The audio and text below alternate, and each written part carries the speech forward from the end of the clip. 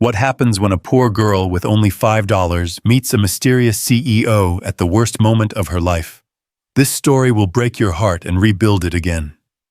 Stay with me until the end and comment which city you're watching from, so I can see how far this story has traveled across the world. The rain drummed against the windows of Romano's restaurant, like tiny fingers tapping out a funeral march. Clara Martinez pressed her face closer to the glass, watching each droplet race down the surface, as if they were tears she couldn't shed.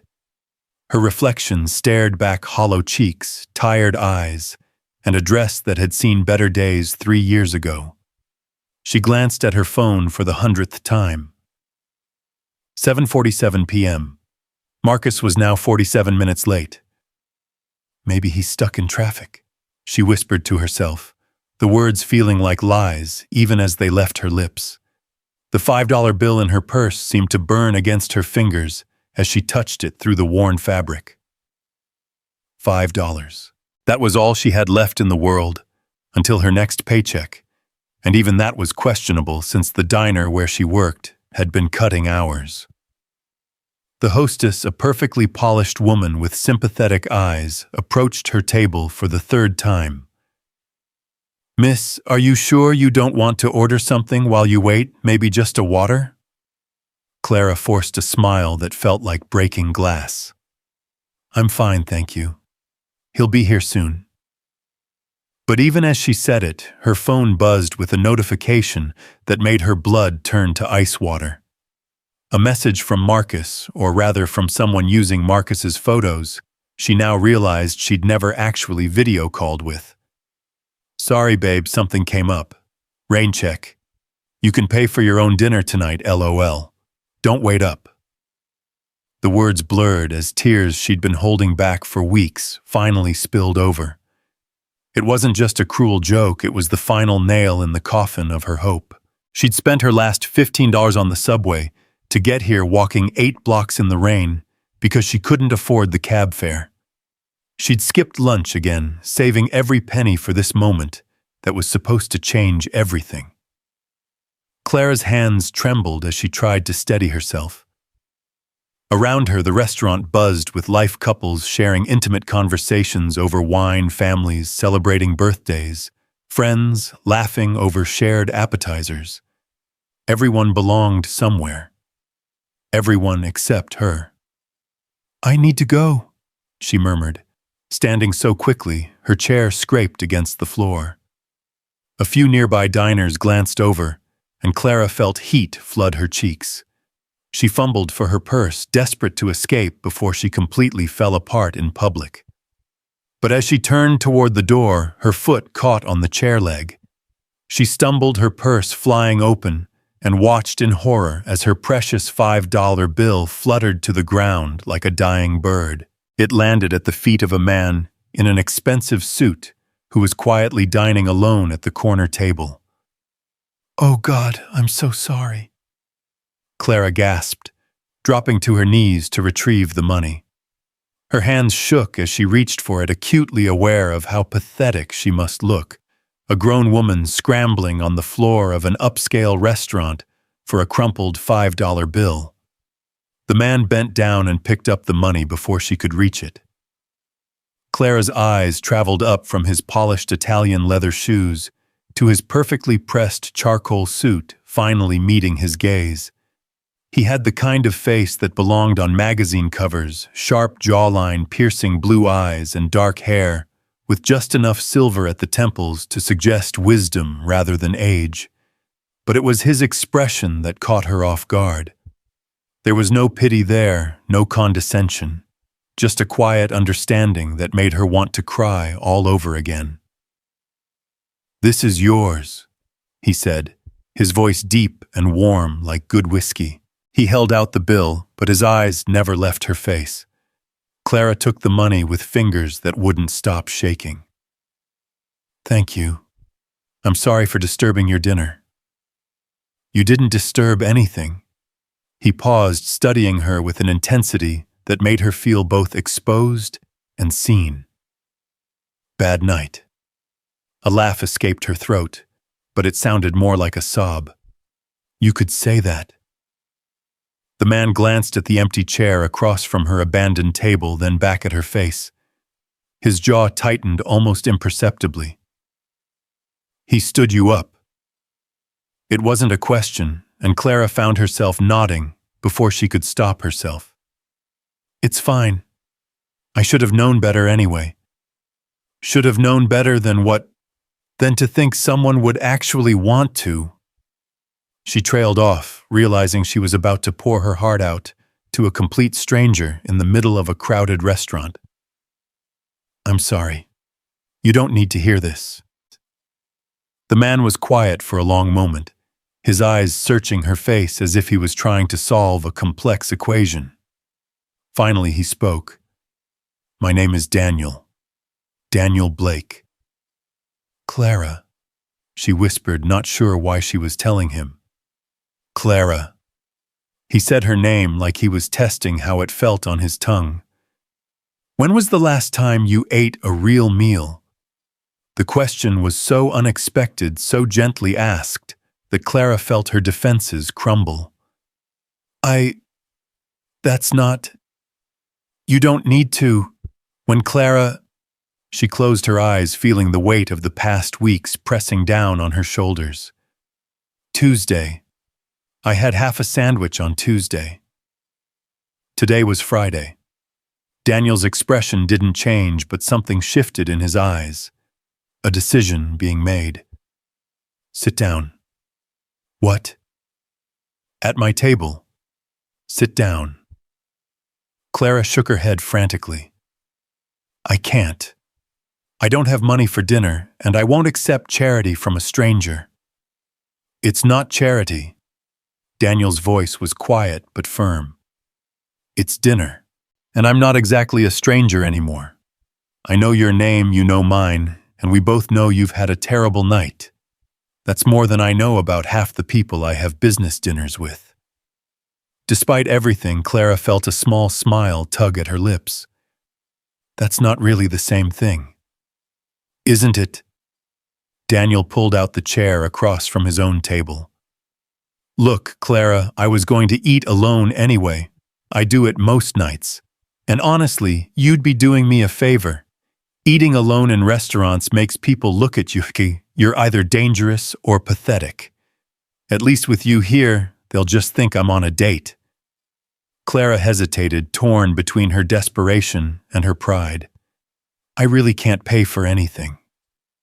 I'm not asking you to. Daniel's voice softened. I'm asking you to have dinner with me because no one should have to go hungry, and because I think we both could use the company. Something in his tone, not demanding, not pitying, just honest, broke through her resistance. Clara found herself walking toward his table on unsteady legs. She sat down across from him, acutely aware of how out of place she must look in her thrift store dress at a table that probably cost more than her monthly rent. This is really nice of you, but I don't understand why you're doing this, she said, her voice barely above a whisper. Daniel was quiet for a moment, his fingers absently turning his water glass. My daughter is 8 years old. Her name is Lily. He looked up at Clara, and she saw something raw and vulnerable in his eyes. A few months ago, she asked me what would happen if we didn't have money for food. I told her that would never happen, that I would always take care of her. But then she asked me what happens to people who don't have anyone to take care of them. Clara's throat tightened. What did you tell her? I told her that's why we have to look out for each other. That sometimes we get to be the person who takes care of someone else. Daniel signaled the waiter with a subtle gesture. Tonight, I get to be that person. And maybe someday, when you're in a position to help someone else, you'll remember this moment. The waiter appeared at their table, a young man with kind eyes, who seemed to sense the gravity of the moment. Good evening. Can I start you off with something to drink? 2 glasses of your house wine, Daniel said. Then turning to Clara. Unless you prefer something else. Clara shook her head, still trying to process what was happening. Wine is fine, thank you. As the waiter walked away, Daniel leaned back in his chair and studied her with those intense blue eyes. Tell me about yourself, Clara. What do you do when you're not being stood up by idiots? The question was so normal, so wonderfully ordinary, that Clara felt some of the tension leave her shoulders. I work at a diner downtown, Mickey's Place. It's not glamorous, but I like taking care of people, making sure they have a good meal, a kind word. She paused, then added quietly, At least I did like it. They've been cutting hours, and I'm not sure how much longer I'll have the job. What would you do if you could do anything? Clara looked down at her hands. You'll think it's silly. Try me. I want to be a nurse. The words came out in a rush, like she was afraid to hold on to them too long. I've been taking classes at the community college 1 or 2 at a time when I can afford it. I know it's taking forever, but I'm trying to do it without taking out loans I can't pay back. Daniel's expression grew thoughtful. That's not silly at all. It's admirable. Most people aren't willing to work that hard for their dreams. Most people have better options than I do. Maybe. Or maybe most people aren't as strong as you are. Clara looked up at him sharply. You don't know anything about me. I know you're here dressed up and hopeful despite the fact that you haven't eaten in 3 days. I know you apologized for dropping money you desperately need, and you're sitting here having dinner with a stranger because you're brave enough to accept help when you need it. Daniel's voice was steady, certain. I know you're working multiple jobs while going to school to become a nurse, which means you want to spend your life taking care of other people. And I know that whoever stood you up tonight is the biggest fool in this city. Clara felt tears prick her eyes again, but this time they weren't tears of despair. You're very kind. I'm very honest. Daniel smiled, and it transformed his entire face. There's a difference. The waiter returned with their wine, and Daniel ordered for both of them the pasta special for Clara and salmon for himself. Clara wanted to protest, to insist he was doing too much, but the smell of food from nearby tables was making her stomach cramp with hunger. So what about you? She asked, taking a sip of wine that tasted like heaven after weeks of nothing but water and cheap coffee. What do you do when you're not rescuing random women in restaurants? Daniel's smile turned wry. I run a company, Blake Industries. We develop software for hospitals and medical facilities. Clara nearly choked on her wine. Blake Industries was one of the biggest tech companies in the state. She'd seen their name on job postings that required degrees she didn't have, and experience she couldn't afford to get. You're that Daniel Blake. Guilty. He didn't seem pleased by the recognition. But tonight I'm just Daniel having dinner with Clara. Is that okay? There was something almost vulnerable in the way he asked, as if her answer mattered more than it should. Clara nodded. Yeah, that's okay. Their food arrived, and Clara had to force herself not to eat too quickly. The pasta was perfect, rich and creamy and warm in a way that seemed to reach all the cold, empty places inside her. Daniel ate slowly, asking her questions about her classes, her dreams, her life before things got so difficult. Clara found herself telling him things she hadn't told anyone about her parents, who'd died in a car accident 2 years ago, leaving her with nothing but debt and grief. About the jobs she'd lost when she couldn't afford reliable transportation. About the nights she'd lain awake wondering if she was fooling herself, thinking she could ever make something better of her life. After they died, I kept thinking someone would come along and fix everything, she said, twirling pasta around her fork. Like in the movies, you know, someone would show up and say, "Don't worry, we'll take care of everything." But nobody came. Nobody was coming. It was just me. Daniel was quiet for a long moment. That's terrifying. What is, realizing you're completely on your own, that everything depends on you. He met her eyes across the table. But it's also powerful, isn't it? Knowing that you're strong enough to survive it. Clara considered this. I don't feel strong most of the time. I feel scared. Fear and strength aren't opposites, Clara. They're partners. The strongest people I know are the ones who are afraid and do what needs to be done anyway. As they talked, Clara began to notice small details about Daniel that didn't fit her mental image of a tech CEO. His hands were strong but gentle, with a small scar across his left knuckle. He listened when she spoke, really listened, asking follow-up questions that showed he was paying attention. When she mentioned her favorite book, a battered copy of Jane Eyre she'd read a dozen times, his face lit up with genuine interest. Charlotte Bronte knew something about strong women facing impossible circumstances, he said. You've read it. I read it to Lily last year. She said she wanted to read big kid books like the ones I read for work. Daniel's expression softened when he talked about his daughter. She fell asleep during the 3rd chapter, but she made me promise to tell her how it ended. And did you? I told her that Jane found someone who saw her for who she really was, and that sometimes the best love stories are about 2 people saving each other. Clara felt her heart do something complicated in her chest. That's a good way to put it. Lily thought so too. She said that's the kind of love story she wants when she grows up. Daniel paused, his fingers absently tracing the rim of his wine glass. Her mother died when she was 4. Cancer. Lily doesn't remember much about her, but she remembers that her mother always said love should make you feel like you're home. I'm sorry, Clara said softly. That must have been incredibly difficult. It was. It still is some days. Daniel's voice was quiet but steady. You learn to carry grief differently over time. It becomes part of you instead of something that's destroying you. But raising a daughter alone, there are days when I feel like I'm failing her in ways I can't even see.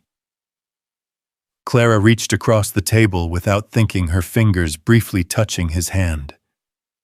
I doubt that. From the way you talk about her, it's clear she's the most important thing in your world. Daniel looked down at their joined hands, then back up at her face. She is. She's everything. They sat like that for a moment, connected by shared understanding and the strange intimacy that sometimes blooms between strangers who've seen each other's vulnerabilities. Clara was the first to pull away, suddenly aware of how forward she must seem. I should probably go, she said, though she didn't want to. For the first time in months, she felt like herself again, not just someone struggling to survive, but a person with thoughts and dreams and something to offer. You've been incredibly kind, but I don't want to take up your whole evening. Clara. Daniel's voice stopped her as she started to stand. I want to ask you something, and I need you to know I'm not asking because I pity you or because I think you owe me anything. Clara sat back down, her heart suddenly racing. Okay. My company has a scholarship program for students pursuing careers in healthcare. Full tuition plus a living stipend. Daniel spoke carefully, as if he was trying not to spook a wild animal.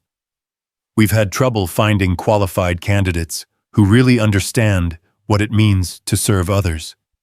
People who've worked in service industries, who know what it's like to take care of people who can't always take care of themselves. Clara's mouth went dry. Daniel, I can't. You can't what? You can't accept help. You can't believe that you deserve a chance to pursue your dreams. Daniel leaned forward, his eyes intense. Clara, you've been taking care of people your whole life. You work at a diner making sure people have good meals, You're going to school to become a nurse so you can take care of people when they're sick and scared. You deserve to have someone take care of you for once." Tears were streaming down Clara's face now, and she didn't care who saw them. "Why are you doing this? You don't even know me." "I know enough." Daniel's voice was gentle but certain. "I know you're exactly the kind of person we created that scholarship for. And selfishly, I know that Lily needs to see that good things happen to good people. That kindness matters. That we help each other."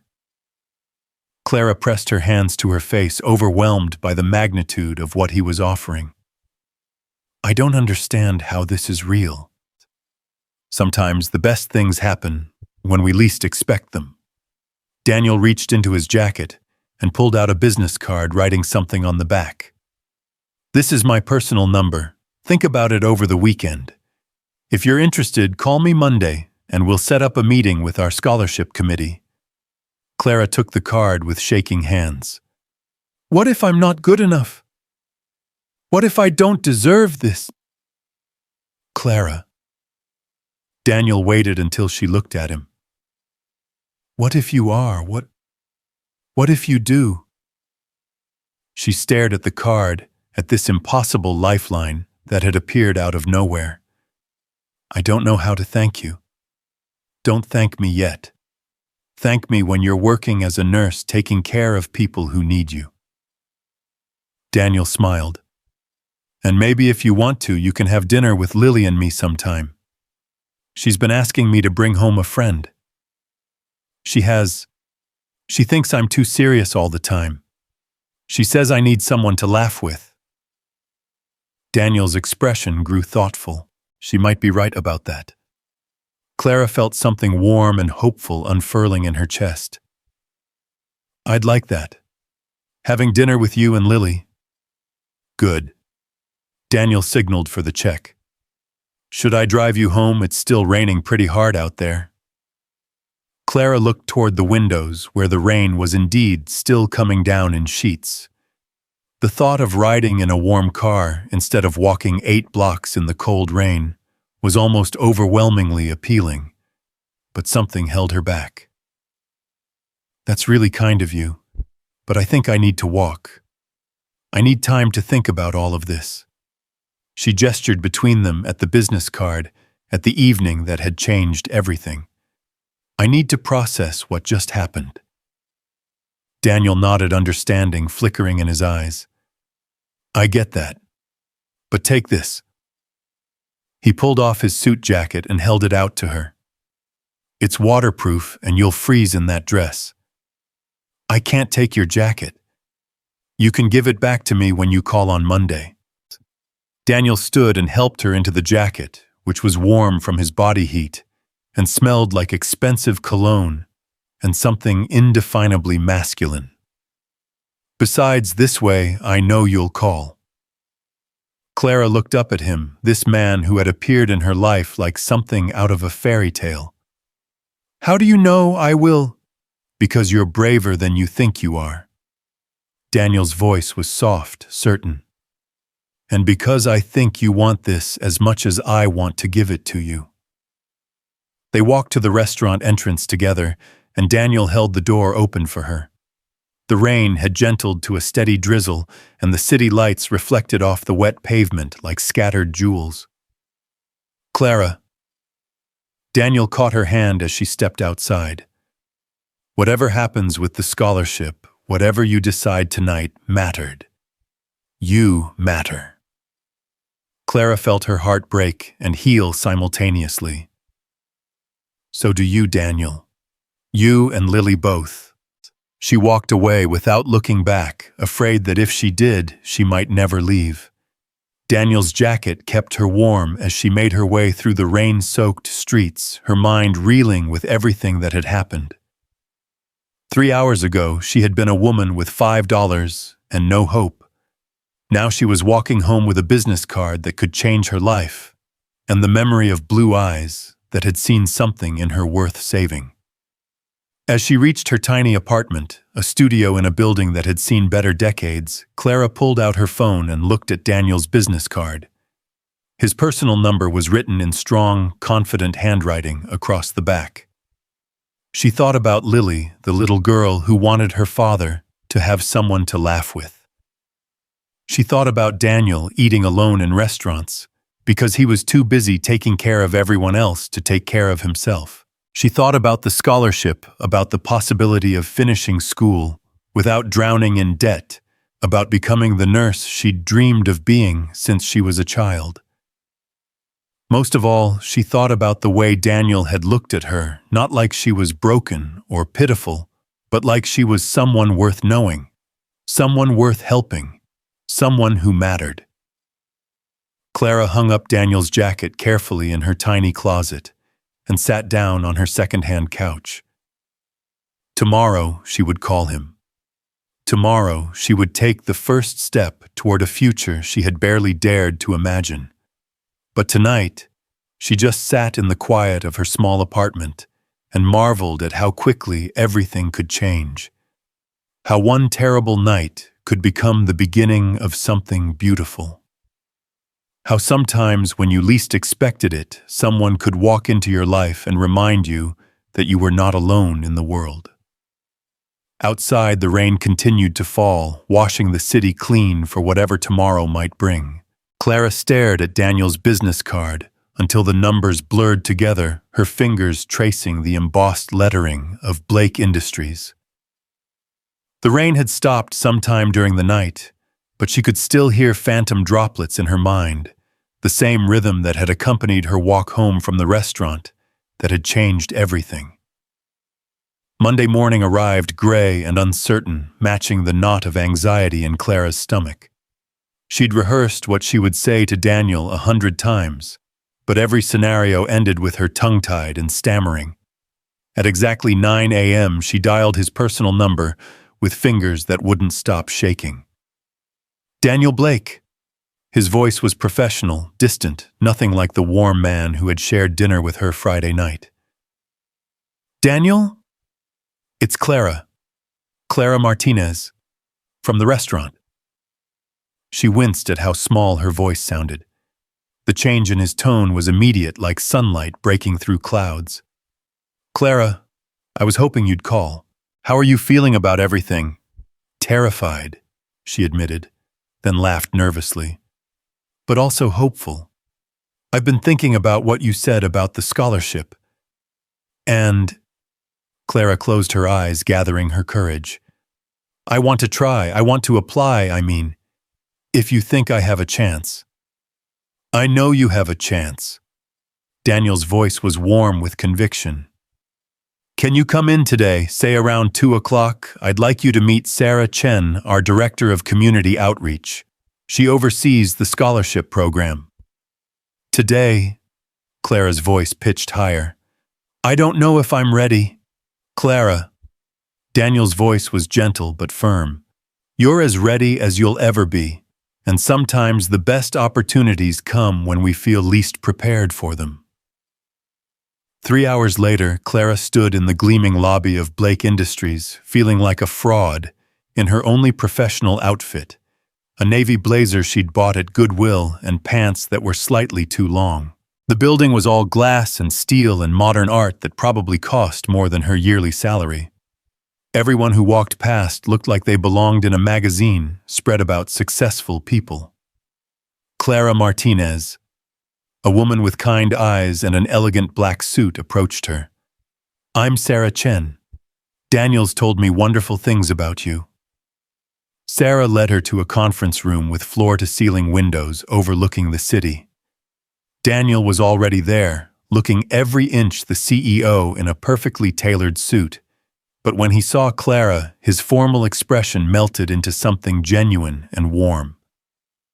How are you feeling? He asked, rising to pull out her chair. Like I'm about to faint, Clara admitted, then immediately regretted her honesty. Sarah laughed a sound like silver bells. Good. The best candidates are always nervous. It means you understand how important this is. For the next hour, they asked Clara about her goals, her experience, her vision for her future in healthcare. She found herself talking about the elderly customers at Mickey's Diner who reminded her of her grandmother about the satisfaction she felt when she could make someone's difficult day a little brighter, about her dream of working in pediatric nursing, where she could help children feel safe and cared for. "You mentioned you've been taking classes part-time," Sarah said, consulting a tablet. "What's been your biggest challenge so far?" Clara felt heat rise in her cheeks. "Honestly, just staying enrolled.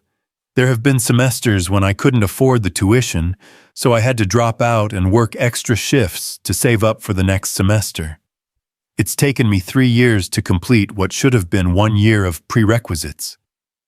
"That must be incredibly frustrating," Daniel said quietly. "Sometimes." Clara met his eyes across the table. "But it's also taught me that nothing worthwhile comes easy. Every class I've managed to complete feels like a victory." Sarah and Daniel exchanged a look that Clara couldn't quite interpret. Sarah made a note on her tablet, then smiled. "Clara, I'm going to be direct with you. This scholarship covers full tuition plus a monthly stipend of $2,000 for living expenses. In exchange, you'll work 10 hours a week in our employee wellness clinic, gaining hands-on experience while you complete your degree. After graduation, we'd like you to consider a position with our corporate health services team, though there's no binding commitment." Clara's vision blurred around the edges. $2,000 a month. Full tuition. It was more money than she'd ever seen at one time, enough to not just survive, but actually live. "I don't understand. Why me? There have to be hundreds of more qualified candidates." "There are hundreds of candidates with better grades," Daniel said. "But grades don't tell us about character.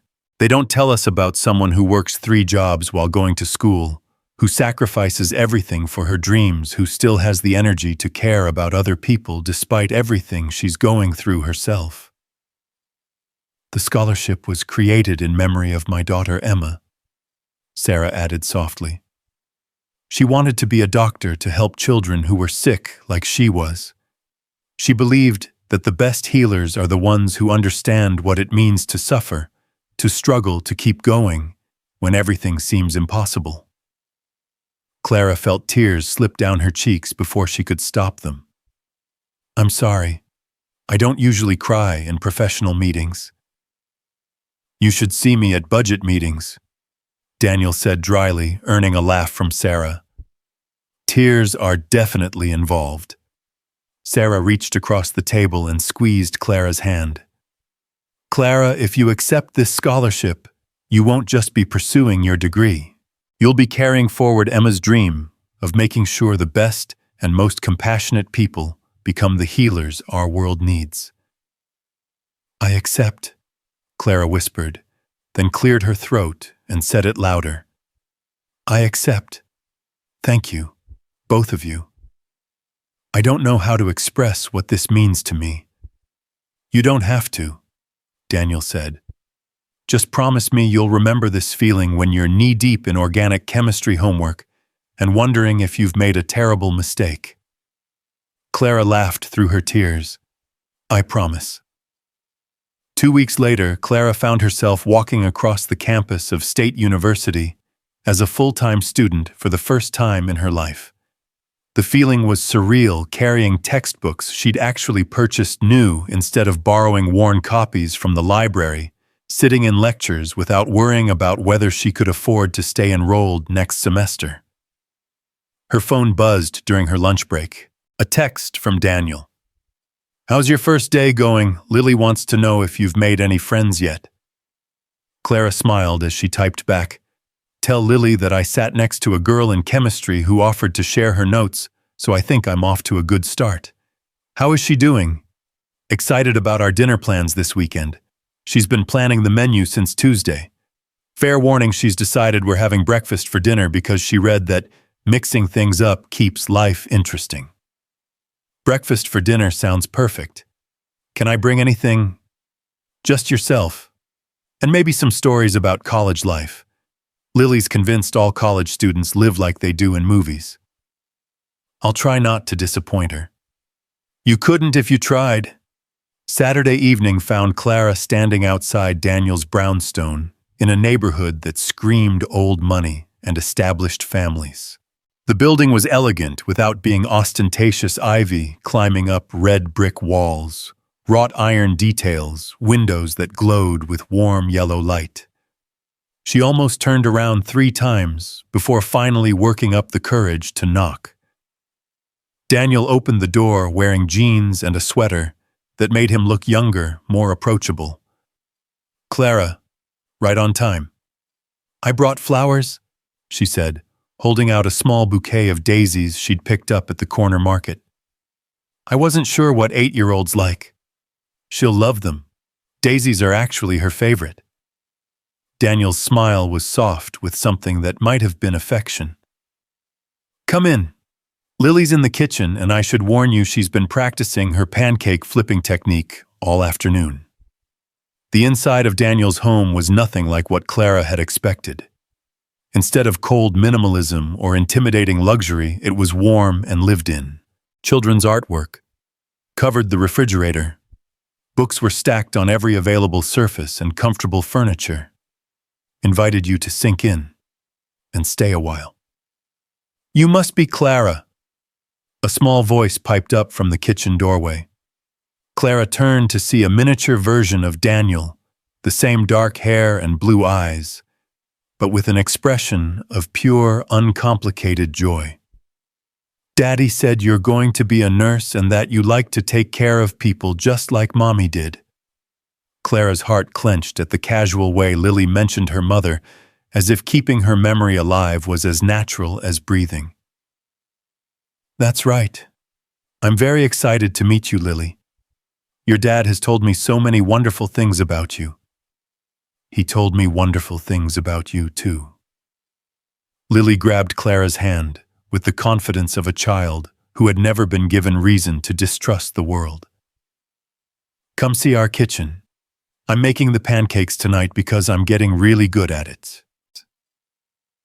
The kitchen was clearly the heart of the home, a large island covered with homework and art supplies, copper pots hanging from hooks, family photos scattered across the counter. Lily had already started mixing pancake batter, her tongue poking out in concentration as she stirred. "Lily takes her cooking very seriously," Daniel said, leaning against the counter with his arms crossed. "She's been watching cooking shows and taking notes." "The secret is not to overmix the batter," Lily said solemnly. "And you have to let it rest for 5 minutes so the gluten can relax. I don't know what gluten is, but apparently it gets stressed out easily." Clara burst out laughing. "That's very wise. I never knew gluten was so high-strung." "Right. It seems like gluten needs to learn some coping strategies." Lily looked up at Clara with serious blue eyes. "Do you cook?" "I do, but probably not as well as you. Most of my cooking involves trying to make cheap ingredients taste good. Daddy says the best cooks are the ones who can make anything taste good with just a little creativity," Lily said, then paused thoughtfully. "He also says that's true about life, that creative people can make good things out of not-so-good situations." Clara glanced at Daniel, who was watching his daughter with an expression of pure adoration mixed with something that looked like pride. "Your daddy sounds very smart." "He is, and he's been much happier since he met you." Lily said this with the casual honesty of childhood, apparently unaware of the way both adults froze. "He smiles more now, and he hums sometimes when he's making coffee in the morning." Daniel cleared his throat, his cheeks slightly pink. "Lily, maybe we should focus on not burning down the kitchen tonight." "I'm not going to burn down the kitchen, Daddy. I'm 8, not 5. Lily rolled her eyes with exaggerated exasperation. "Clara, do you want to help me flip the pancakes? Daddy's scared I'm going to get batter on the ceiling again." "That happened one time," Daniel protested. It was a really big splatter, Lily informed Clara conspiratorially. We had to repaint. Clara spent the next hour in the most domestic bliss she'd experienced since her parents died. Lily chattered constantly, asking questions about college and nursing, and whether Clara had ever seen anyone's bones. She was going through a skeleton phase, according to Daniel. They made pancakes and bacon, Lily insisting that Clara try her special technique for achieving perfectly crispy edges.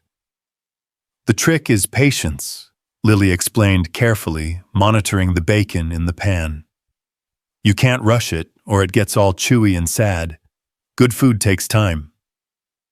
Where did you learn to be so wise? Clara asked.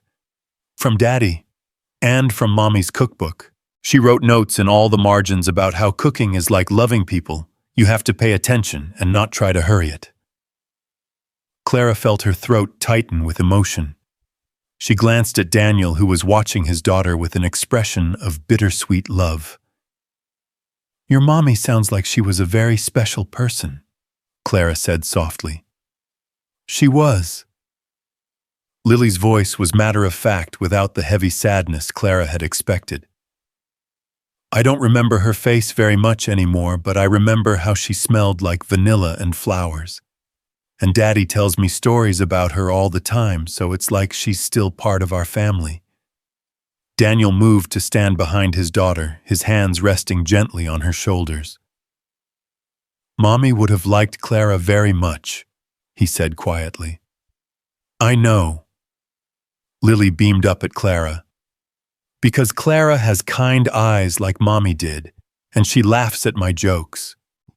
Over dinner, Clara learned that Lily was reading at a 5th grade level, played violin, and had strong opinions about everything from the best color for nail polish, purple, obviously, to why cats were superior to dogs, more independent and better at keeping secrets. She was funny and bright, and completely unself-conscious in the way only children can be. Clara, do you have any brothers or sisters? Lily asked, swirling syrup on her pancakes in elaborate patterns. No, it was just me and my parents. They died a couple of years ago. Lily's face grew serious. That must make you very sad. Sometimes it does. But talking about them helps, just like how your daddy talks about your mommy. Would you tell me about them? Clara found herself sharing stories about her parents, her father's terrible jokes, her mother's habit of singing while she cooked the way they used to dance in the kitchen while dinner was cooking. Lily listened with the intense focus children reserve for stories that matter to them. They sound like they were really good at loving you, Lily said when Clara finished. They were. Clara smiled through the tears she hadn't realized were falling. They were very good at that. After dinner, Lily insisted on showing Clara her room, which was an explosion of books, art supplies, and stuffed animals. The walls were covered with her drawings, elaborate scenes of families and houses and gardens filled with impossibly large flowers. This one is my favorite, Lily said, pointing to a picture of 3 stick figures standing in front of a house. That's me and Daddy and Mommy. Even though she's not here anymore, she's still part of our family picture. Clara studied the drawing, noting how young Lily had drawn herself, between her parents, all 3 figures holding hands. It's beautiful, Lily. I've been thinking about drawing a new one, Lily said quietly, with 4 people instead of 3. Do you think that would be okay? Clara's heart stopped. She glanced toward the doorway where Daniel was standing, his expression unreadable. I think that would be okay if it felt right to you, but you should probably talk to your daddy about it first. I already did. Lily looked over at her father. Daddy said that families can grow in different ways and that love doesn't run out when you share it with more people. Daniel stepped into the room, his eyes soft. I said that love multiplies when you share it. Remember, like how loving Clara doesn't mean we love Mommy any less. Clara felt her breath catch in her throat. Daniel had just said he loved her casually and naturally in front of his daughter. The moment felt too big and too precious to fully process. Exactly, Lily said, satisfied. So I'm going to draw a new family picture with all four of us. Clara, what's your favorite color? I want to make sure I get your dress right. Blue, Clara managed to say. I like blue. Like Daddy's eyes, Lily observed. That's good. You'll match. An hour later, after Lily had been tucked into bed with elaborate rituals involving 3 different stuffed animals and a story about a brave little girl who befriended a dragon, Clara and Daniel sat on his couch with glasses of wine and the comfortable silence of 2 people who had shared something meaningful. She's incredible, Clara said softly. You've done such a beautiful job raising her. We've done a beautiful job, Daniel corrected gently. Her mother gave her the foundation. I'm just trying not to mess it up. You're not messing anything up. She's happy and confident and kind. She feels safe to love people and trust them. That's because of you. Daniel was quiet for a long moment, his fingers absently tracing patterns on his wine glass. Can I tell you something? Of course. I was terrified to bring you here tonight, not because I didn't want you to meet Lily, but because I was afraid of what it would mean. Daniel looked at her, his eyes serious. Rachel's been gone for 4 years, and in all that time I've never brought a woman home. I've never wanted to. The thought of Lily getting attached to someone who might leave. I understand, Clara said quietly. But with you, it felt different. It felt right. Daniel reached over and took her hand. Lily asked me last week if I was going to marry you. Clara's heart started beating so fast, she was sure Daniel could hear it. What did you tell her?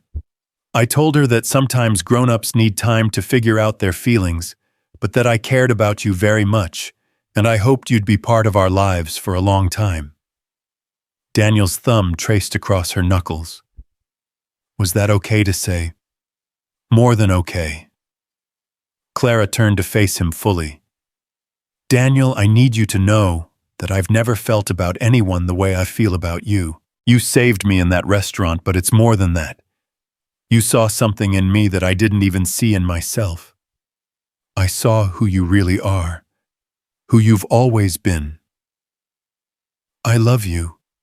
Clara whispered the words falling out before she could stop them. I love you, and I love Lily, and I love the family you've built, and the life you've created. I know it's too soon to say that, but... Daniel silenced her with a kiss that tasted like wine and possibility. When they broke apart, he rested his forehead against hers. It's not too soon. I love you too, Clara. I think I started falling in love with you the moment you apologized for dropping that $5 bill. That's a very specific moment to fall in love. It was a very specific night. Daniel smiled, his eyes crinkling at the corners. The night everything changed. They talked until nearly midnight, sharing stories and dreams and fears with the intimacy of people who had found something worth holding on to. When Daniel walked Clara to the door, she was wearing his jacket again, not because it was raining, but because she wasn't quite ready to let go of the evening. Clara, Daniel said, as she stepped onto the front porch, would you like to have breakfast with us tomorrow? Lily's been experimenting with French toast. I'd love that. Clara stood on her tiptoes and kissed him softly. Thank you for tonight, for everything. Thank you for being brave enough to answer when I called. Daniel's voice was soft with emotion. Thank you for taking a chance on us. As Clara walked home through the quiet streets, she thought about the family picture Lily wanted to draw, 4 people holding hands, connected by love and choice and the beautiful complexity of hearts that had learned to heal. 3 months ago, she had been alone in the world, with $5 and no hope. Now she was part of something bigger than herself, something that felt like home. Her phone buzzed with a text from Daniel. Sweet dreams, Clara. Lily wants to know if you prefer your French toast with powdered sugar or syrup. Clara typed back both. Definitely both. Tell Lily I'll see her in the morning. She says to bring your appetite and a good story. Apparently, breakfast conversation is very important in this family. I'll think of something good. I love you, Daniel. I love you too. Sleep well. Clara tucked her phone into her purse and quickened her pace, suddenly eager to get home so tomorrow could come faster. She had French toast to look forward to and stories to tell, and a family that was still learning how to be a family together. The morning sunlight streaming through Daniel's kitchen windows felt different somehow, warmer and more golden than Clara remembered from her own tiny apartment. She arrived at 8:30 sharp, carrying a small bag of fresh strawberries she'd splurged on at the corner market, her heart doing complicated things in her chest as she approached the front door she was beginning to think of as familiar. Clara! Lily's voice rang out before Clara could even knock. The door swung open to reveal the 8-year-old in polka-dot pajamas and an apron that was clearly too big for her. I've been watching for you from the window. Daddy said that's not polite, but I was too excited to care about politeness this morning. Good morning, sweetheart. Clara held up the bag of strawberries. I brought reinforcements for the French toast. Strawberries? Lily's eyes went wide with delight. Those are perfect. Daddy was worried we didn't have enough fruit, and I told him that Clara would probably bring something, because that's what people do when they care about each other. Daniel appeared in the hallway behind his daughter, his hair still slightly mussed from sleep, and wearing a Stanford t-shirt that had seen better days. The sight of him looking so relaxed and domestic made Clara's stomach flutter in ways she was still getting used to. Good morning, he said, his voice warm with something that might have been contentment. I see Lily's already put you to work. I volunteered. Clara stepped inside, breathing in the smell of vanilla and coffee that was becoming the scent of home to her. How did the French toast experiment go? We had one minor catastrophe involving too much cinnamon, Daniel admitted, leading her toward the kitchen. But Lily problem-solved like a champion. She decided we should call it extra spiced French toast and market it as intentional. Innovation through necessity, Clara said solemnly. That's the sign of a true chef. Lily beamed at the praise, then grabbed Clara's hand. Come see what we're making. I've been practicing my egg cracking technique, and I only got shells in the bowl twice this time. The kitchen was a beautiful chaos of cooking supplies and family life. Lily had clearly been busy. There were bowls and whisks scattered across the counter, a carton of eggs with 2 cracked shells sitting beside it, and what appeared to be an entire container of cinnamon spilled near the stove. It looks like you've been very productive, Clara observed. Daddy says cooking is supposed to be messy, because that means you're being creative, Lily said, starting to slice the strawberries with careful concentration. But he also says we have to clean up after ourselves, because creativity without responsibility is just chaos. Your daddy is very wise, Clara said, catching Daniel's eye over Lily's head. He was watching them both with an expression she was learning to recognize, a mix of love and wonder, as if he couldn't quite believe this was his life now. Can I tell you a secret? Lily whispered conspiratorially, leaning closer to Clara. Of course. Daddy's been humming again this morning. The same song he was humming yesterday and the day before. I think it's his happy song. Clara glanced at Daniel, who had suddenly become very interested in checking the coffee. Does your daddy have a happy song? He didn't used to, but now he does, and it started after he met you. Lily's voice carried the matter-of-fact wisdom that children sometimes possessed. I asked him about it, and he said that sometimes when people are really happy, Music just comes out of them without them thinking about it. That's a beautiful way to think about it, Clara said softly. I think so too. I've been trying to hum happy songs, but I'm not as good at it as Daddy is. Daniel returned to their side of the kitchen, carrying 2 cups of coffee. Here, Clara. I remembered you like it with just a little cream. The fact that he had remembered such a small detail from their dinner conversations made Clara's heart skip. Thank you. Okay, Lily announced, clapping her flour-covered hands together. It's time for the French toast assembly line. Clara, you're in charge of dipping the bread in the egg mixture. Daddy, you handle the pan because I'm not allowed to touch the stove without supervision. And I'll be the quality control manager. What does a quality control manager do? Clara asked, already moving to her assigned station. I taste everything to make sure it's delicious, Lily said seriously. It's a very important job. They fell into an easy rhythm, working together in the kitchen, like they'd been doing it for years instead of minutes. Clara dipped thick slices of challah bread into Lily's expertly mixed egg and cream mixture, while Daniel manned the stove, flipping golden brown pieces of French toast with practiced ease. Lily darted between them, offering commentary and stealing tastes whenever she thought the adults weren't looking. Clara, Lily said during a brief lull while they waited for the last batch to cook. Can I ask you something kind of personal? Sure, honey. Do you think you'll want to have kids someday? Like your own kids, not just spending time with me. Clara felt her breath catch. It was such an innocent question, but loaded with implications that made her acutely aware of Daniel's sudden stillness at the stove. I think I would like that very much. Someday. Good. Lily nodded with satisfaction.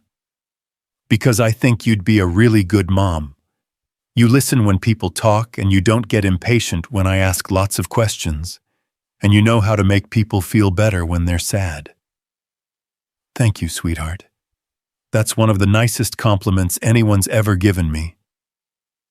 I have good judgment about people, Lily said matter-of-factly. Daddy taught me to pay attention to how people treat others, especially people who can't do anything for them. He says that tells you everything you need to know about someone's character. Clara glanced at Daniel, who was focused intently on the French toast, but listening to every word. Your daddy is right about that. I know. He's right about most things. Lily paused thoughtfully. Except for his opinion on cats versus dogs. He's totally wrong about that. What's his position on cats versus dogs? Clara asked, amused. He thinks dogs are better because they're loyal and protective.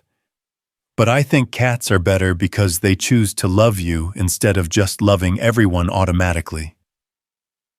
Lily looked between Clara and her father with the shrewd intelligence of a child who understood more than adults sometimes gave her credit for. Kind of like how the best people are the ones who choose to stick around, even when things get difficult. The weight of Lily's observations settled over the kitchen like a comfortable blanket. Clara realized the little girl was talking about more than just pets. She was talking about the kind of love that was built on choice and commitment, rather than just emotion. I think you might be onto something there, Clara said quietly. I usually am, Lily replied with complete confidence. Daddy says I get my wisdom from my mom, and my stubbornness from him. A dangerous combination, Daniel said, finally turning from the stove with a plate full of perfectly golden French toast. The best kind, Lily grinned. They ate breakfast at the kitchen island, passing around syrup and powdered sugar, while Lily regaled them with stories from school and her latest violin lesson. The conversation flowed easily, punctuated by laughter and the comfortable silences that marked true intimacy. Clara, Lily said, as they were finishing up, would you like to see my mom's garden? Daddy and I have been taking care of it, but I think she would have liked you to see it. Clara felt her throat tighten with emotion. I would be honored to see it. The garden was in the small backyard behind Daniel's brownstone, a carefully tended space filled with roses and lavender and herbs that scented the morning air. There was a small stone bench positioned to catch the morning sun, and Clara could easily imagine Rachel sitting there planning her plantings and watching her daughter play. Mom planted this before I was born, Lily explained, leading Clara down a gravel path between raised beds. She said she wanted me to grow up knowing where beautiful things come from, that they take time and care and patience. She was right about that, Clara said, kneeling down to smell a particularly fragrant rose bush. Daddy doesn't have as good of a green thumb as Mom did, but we're learning together. Sometimes we make mistakes and plants die, but Mom always said that's part of gardening too. You can't be afraid of failure if you want to grow beautiful things. Daniel joined them on the path, his hands shoved deep in his pockets. Rachel would spend hours out here. Lily was barely walking, but she'd toddle around between the plants while Rachel worked. Some of my favorite memories are of the two of them, covered in dirt, completely happy. She sounds like she was an incredible woman, Clara said softly. She was. Daniel's voice was warm with memory rather than grief. She would have loved you, Clara. She always said that the best people are the ones who understand that love isn't finite, that caring for someone new doesn't diminish what you felt for someone else. Lily had wandered over to a small section of the garden that was clearly hers, sunflowers and marigolds planted in cheerful, slightly chaotic rows. I planted these myself, she called out proudly. Mom's flowers are all elegant and planned out, but mine are just happy and colorful. They're perfect, Clara said, meaning it. They look exactly like flowers an 8-year-old should plant. Daddy helped me design this section after Mom got sick. She told me that gardens are like families. They're most beautiful when they have room for everyone to be themselves. Lily looked up at Clara with serious blue eyes. I think that's true about our family too. We have room for you to be yourself. Clara felt tears prick her eyes. Thank you, Lily. That means more to me than you know. They spent another hour in the garden, Lily showing Clara each plant and sharing the stories behind them. Daniel mostly listened occasionally, adding details or correcting Lily's more creative interpretations of gardening science. Clara found herself thinking about roots and growth, about how the most beautiful things often came from the most unexpected places. As they headed back inside, Lily slipped her small hand into Clara's. Clara, can I ask you another personal question? Always. Do you think you'll want to live with us someday, not right now, because Daddy says adults need to take things slow, but maybe someday? Clara's heart stopped. She looked over Lily's head at Daniel, who was watching them both with an expression of careful hope. I think I would like that very much, Clara said, carefully. But that's a decision that would involve all three of us talking about it together. I know. I just wanted to make sure you weren't completely against the idea. Lily squeezed Clara's hand, because I've been thinking about it a lot, and I think we could be a really good family together. I think we already are a really good family together, Clara said softly. Yeah, Lily agreed with satisfaction. We really are. The rest of the morning passed in a haze of domestic contentment. They cleaned the kitchen together, Lily insisting that Clara needed to learn the proper way to load the dishwasher according to family standards. Daniel made more coffee and read the Sunday paper, while Clara and Lily worked on a jigsaw puzzle at the kitchen table. Around noon, Lily announced that she was going to her room to work on her new family drawing, leaving Clara and Daniel alone for the first time all morning. They settled on the couch in the living room, Clara curled against Daniel's side with a natural ease that still surprised her. She really loves you, Daniel said quietly, his fingers playing with Clara's hair. I love her too. More than I expected to, honestly. Clara tilted her head to look at him. Is that okay that I love her so much so quickly? It's more than okay. It's perfect. Daniel's voice was soft with emotion. Clara, I need to tell you something. That sounds serious. It is serious. Good serious, I think, but serious. Daniel shifted so he could see her face clearly. I've been thinking about what Lily said about living together someday. And I know it's too soon to be having this conversation, but I can't stop thinking about it. Clara's heart started beating faster. What are you thinking? I'm thinking that I've never felt this way about anyone, not even Rachel, and that terrifies me and excites me in equal measure. Daniel's hand found hers, their fingers intertwining naturally. I'm thinking that Lily has never taken to anyone the way she's taken to you, and that her instincts about people have never been wrong. Daniel, I'm thinking that I want to wake up every morning knowing you're going to be part of our day, and that I want to go to sleep every night with you beside me. His voice grew softer, more vulnerable. I'm thinking that I want to marry you, Clara. Not today, not tomorrow, but someday, when you're ready, and when we've had time to be sure. But I wanted you to know that's where my heart is heading. Clara felt like all the air had been sucked out of her lungs. Are you proposing to me? No, Daniel said quickly, then laughed. Well, not exactly.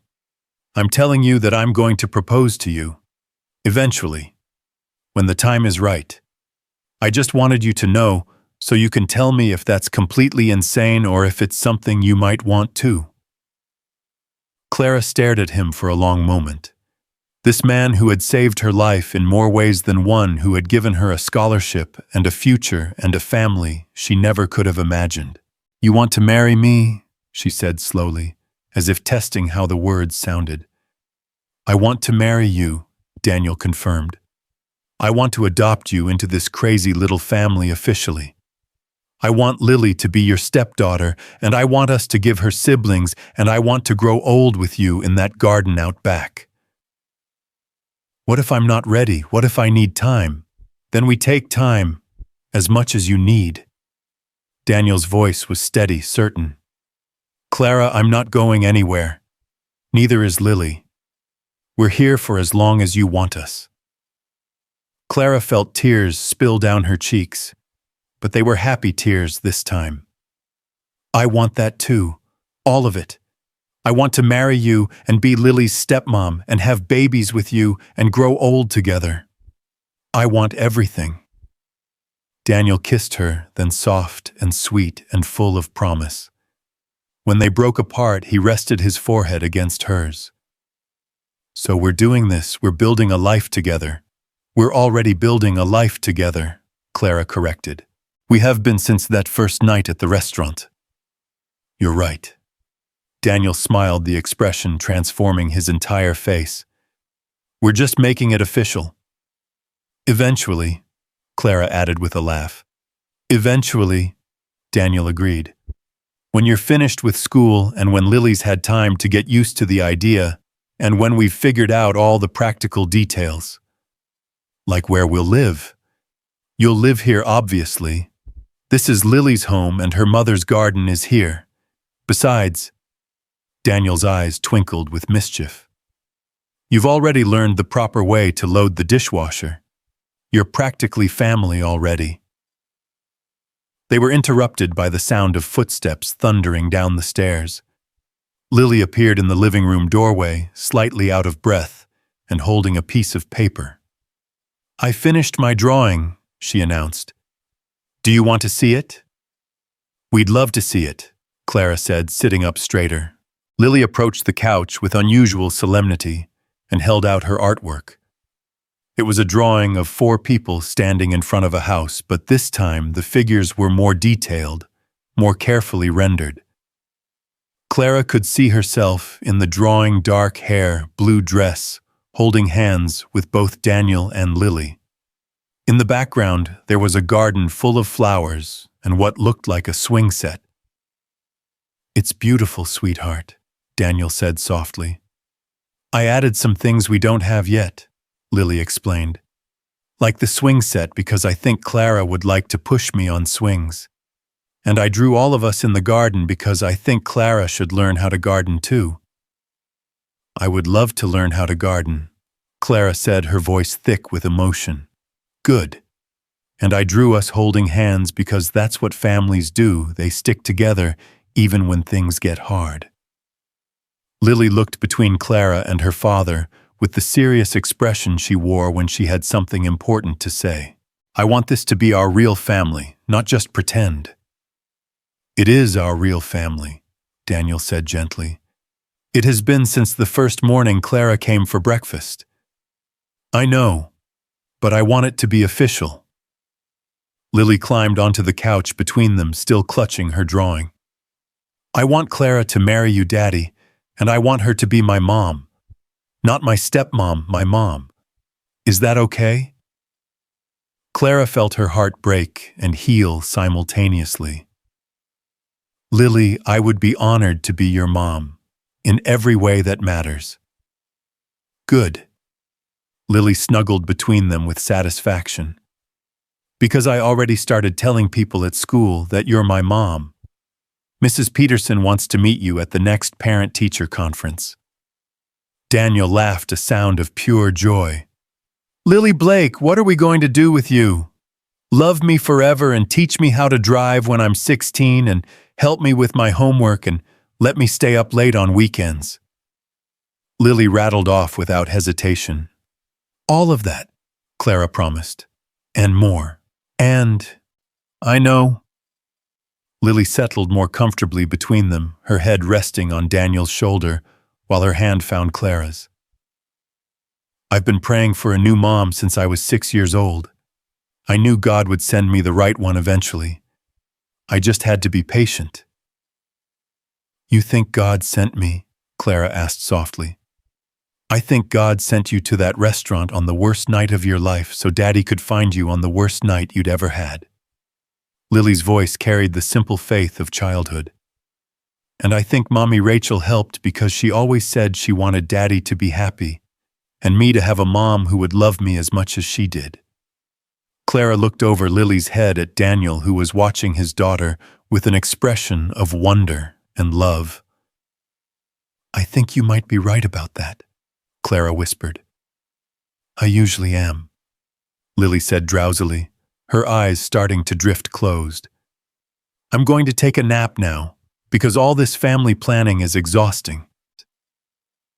Within minutes, Lily was asleep between them, her drawing still clutched in her small hands. Clara and Daniel sat in comfortable silence, both lost in their own thoughts about the future they were building together. "Are you scared?" Daniel asked quietly. "Terrified," Clara admitted, "but also more excited than I've ever been about anything." "Good. I'd be worried if you weren't scared. This is big marriage, instant motherhood, joining a family that comes with its own complicated history." "It doesn't feel complicated," Clara said softly. "It feels right. Like this is where I was always supposed to end up. Even though 6 months ago you'd never heard of us, especially because of that." Clara shifted carefully so she could see his face without disturbing Lily. "Daniel, I spent so many years feeling like I was just surviving, just getting through each day without any real purpose or hope. Meeting you and Lily didn't just change my circumstances, it changed who I am. It gave me a reason to become the person I always wanted to be. You were already that person, Clara. You just needed someone to see it." "Maybe. But loving you and Lily has made me braver, stronger, more willing to take risks and dream big dreams." Clara smiled, brushing a strand of hair off Lily's forehead. "A year ago, I couldn't have imagined having this conversation. I couldn't have imagined believing I deserved this kind of happiness. And now I think maybe I don't just deserve it. I think I've earned it. We've all earned it. Clara's voice grew stronger, more certain. We've all been through loss and pain and uncertainty. We've all had to learn how to keep going when everything seemed hopeless. And now we get to have this beautiful, complicated, perfect family we've chosen to build together. Daniel reached over and took her free hand, careful not to wake Lily. I love you, Clara Martinez. I love your courage and your kindness and your terrible jokes and the way you make pancakes like they're the most important thing in the world. I love you too, Daniel Blake. I love your patience and your wisdom and the way you sing to Lily when you think she's asleep and how you make me feel like I'm home wherever you are. They sat like that. As the afternoon sun slanted through the windows, three people who had found each other against all odds and chosen to become a family. Outside, the city continued its endless rhythm of life and change, but inside Daniel's living room, time seemed to slow down and stretch into something precious and eternal. Clara thought about the scholarship that had brought her here, about the education she was pursuing that would let her spend her life caring for others. She thought about the little girl sleeping peacefully between them, who had welcomed her with open arms and an open heart. Most of all, she thought about the man who had seen her at her lowest moment and chosen to offer not just charity, but love. In a few hours, she would go back to her own apartment and her textbooks and the normal routine of her new life as a full-time student. But she would carry this moment with her, this perfect Sunday afternoon, when everything felt possible and the future stretched ahead like an unwritten story full of promise. Lily stirred in her sleep, murmuring something that sounded like, "Mama," and Clara felt her heart swell with a love so fierce and protective it took her breath away. This was her family now. These were her people. And for the first time in her life, Clara knew with absolute certainty that she was exactly where she belonged. The months that followed that perfect Sunday afternoon unfolded like pages in a book. Clara had always dreamed of reading, but never believed she would hold in her hands. Her days settled into a rhythm that felt both new and ancient: classes, in the morning study sessions in the library during lunch, and evenings that more often than not found her at Daniel's brownstone, helping Lily with homework, or simply being part of the quiet domestic symphony that had become her second home. It was on a crisp October evening, exactly 7 months after that first dinner at Romano's, that everything changed again. Clara was curled up on Daniel's couch, textbooks spread around her like fallen leaves, when her phone rang with a number she didn't recognize. Clara Martinez. The voice on the other end was professional, efficient. Yes, this is Clara. This is Dr. Jennifer Walsh from Johns Hopkins University. I'm calling about your application to our accelerated nursing program. Clara's heart stopped. She had applied to Johns Hopkins on a whim, encouraged by Sarah Chen, who had connections in their admissions department. It was a prestigious program that would allow her to complete her nursing degree in 18 months instead of 3 years, but the acceptance rate was less than 5%. She had convinced herself it was a long shot, a dream too big to seriously consider. I'm pleased to inform you that you've been accepted into our program with a full scholarship. We were particularly impressed with your clinical experience and your personal statement about serving underserved populations. The words seemed to echo in Clara's ears as if spoken from underwater. I'm sorry, could you repeat that?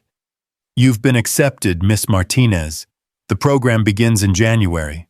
I know it's short notice, but we had a candidate withdraw, and your application was unanimously approved by the committee as the replacement. Clara looked across the room at Daniel, who was helping Lily with a science project at the kitchen table. They were both bent over what appeared to be a volcano made of papier-mâché, their dark heads close together, as Daniel explained something about chemical reactions. The sight of them together, so natural and perfect, made her chest tight with love and sudden overwhelming fear. "Miss Martinez, are you still there?" "Yes, I'm here. This is incredible news. When would I need to give you an answer?" "We'd need confirmation by Friday. I know that's only 3 days, but as I said, this is an unusual circumstance." Clara thanked Dr. Walsh and hung up with shaking hands. Daniel must have sensed something in her silence because he looked up from the volcano, his expression immediately shifting to concern. "What's wrong?" he asked, rising from his chair. "Nothing's wrong. Something's right. Maybe too right." Clara set her phone down carefully, as if it might explode. "I just got accepted to Johns Hopkins, the accelerated nursing program, full scholarship." Daniel's face went through a series of emotions: surprise, pride, joy, and then something that looked like realization settling into dread. "Johns Hopkins, in Baltimore." "In Baltimore," Clara confirmed quietly. Lily looked up from her volcano, sensing the shift in mood, even if she didn't understand the implications. "What's Johns Hopkins?" "It's a very famous school," Daniel said, his voice carefully neutral. "Clara's been accepted to study nursing there." "That's good, right?" Lily's eyes moved between them, picking up on the tension that had suddenly filled the room. "Why don't you both look happy?" Clara moved to the kitchen table and sat down next to Lily, taking her small hands in her own. "It is good, sweetheart. It's a wonderful opportunity. But Johns Hopkins is in Baltimore, which is 4 hours away from here." Lily's face went very still, the way children's faces do when they're trying to process information that doesn't make sense to them. 4 hours away? Yes. But you live here now. You have dinner with us and help me with my homework, and you're going to marry Daddy. Lily's voice was small, confused. "I don't live here exactly," Clara said gently. "I have my own apartment, remember? And Daddy and I aren't married yet." "But you're going to be. You said so." Lily's eyes filled with tears she was trying very hard not to shed. "You said you wanted to be my mom." Clara felt her heart breaking into 1,000 pieces. "I do want to be your mom, Lily. More than anything in the world." "Then why would you leave us?" It was Daniel who answered, his voice rough with emotion he was trying to keep under control. "Because this is Clara's dream, sweetheart. She's worked very hard to become a nurse, and this school would help her become the best nurse she can be." "But dreams aren't supposed to take you away from your family," Lily said, her lower lip trembling. "Sometimes they do," Daniel said quietly. "Sometimes the people we love have to go away for a while to become who they're meant to be." Clara looked at him sharply, hearing something in his tone that made her stomach clench with anxiety. "Daniel, we need to talk about this." "Yes, we do." Daniel's expression was carefully controlled, but Clara could see the storm brewing behind his eyes. "Lily, why don't you go work on your reading for a while? Clara and I need to have a grown-up conversation." Lily looked between them with the acute perception children develop when their world starts to feel unstable. "You're going to fight, aren't you?" "We're going to talk," Clara said softly. "Sometimes grown-ups need to talk about difficult things." "But you're not going to stop loving each other." "Never," Clara said firmly, though her voice caught slightly. "No matter what happens, we will never stop loving each other." Lily nodded solemnly and gathered her school supplies, but she paused at the bottom of the stairs. "Clara, if you go to Baltimore, will you come back?" "I don't know, sweetheart. I haven't decided anything yet." "But you want to go?" It wasn't a question. Clara felt tears prick her eyes. "Part of me does, yes. It's a very good school." Lily nodded again, looking far older than her 8 years. Okay, I'm going to read now. After she disappeared upstairs, Clara and Daniel sat in silence for a long moment, the weight of the conversation they needed to have pressing down on them like a physical force. You want to go, Daniel said finally. I don't know what I want. Clara ran her hands through her hair, frustration and confusion warring in her chest. This morning I knew exactly what my life looked like. I was going to finish school here, marry you, be Lily's mom, maybe have babies with you. It was all planned out. And now I have this opportunity that I never expected, and I don't know what it means or what I should do with it. Daniel stood up and walked to the window, his hands shoved deep in his pockets. Johns Hopkins is one of the best nursing programs in the country. I know. Graduating from there would open doors you can't even imagine. You could work anywhere, do anything. Research administration, specialized care. I know that too. So what's the problem? Clara stared at his back, seeing the tension in his shoulders, the careful way he was holding himself. The problem is that I love you and Lily more than I've ever loved anything in my life, and I can't imagine leaving you. But I also can't shake the feeling that this opportunity exists for a reason. Daniel turned around, his face carefully composed. What kind of reason? I don't know. Maybe because I'm supposed to become something more than I am now. Maybe because there are people I'm meant to help, that I can only help if I have the best education possible. Clara's voice grew stronger as she spoke, as if giving voice to her thoughts was helping her understand them. Or maybe because I need to prove to myself that I can do this on my own, that I'm not just the girl you rescued from a restaurant. Is that what you think you are? Sometimes. Clara's honesty was painful but necessary. Sometimes I wonder if I'm living in a fairy tale that's too good to be true.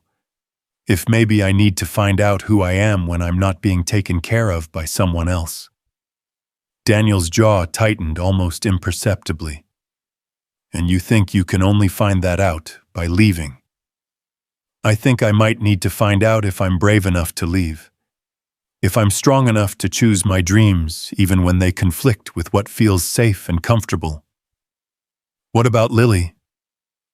The question hit Clara like a physical blow. What about her? She's already lost one mother. She's finally started to believe that you're here to stay, that she can count on you, that she has a family again.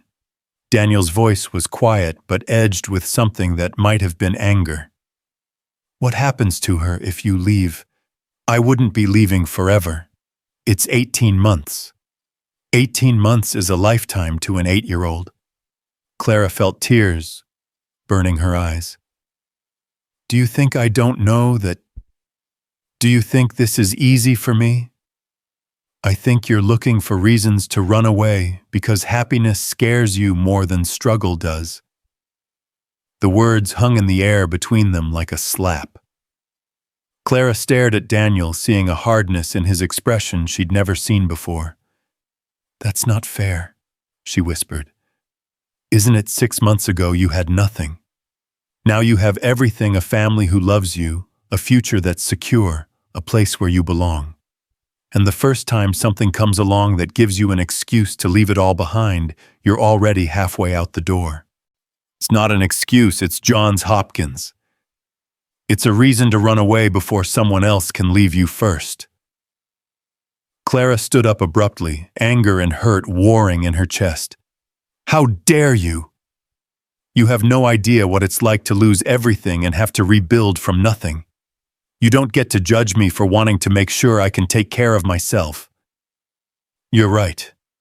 I don't know what that's like. Daniel's voice was cold, professional, the voice he probably used in boardrooms when deals went wrong.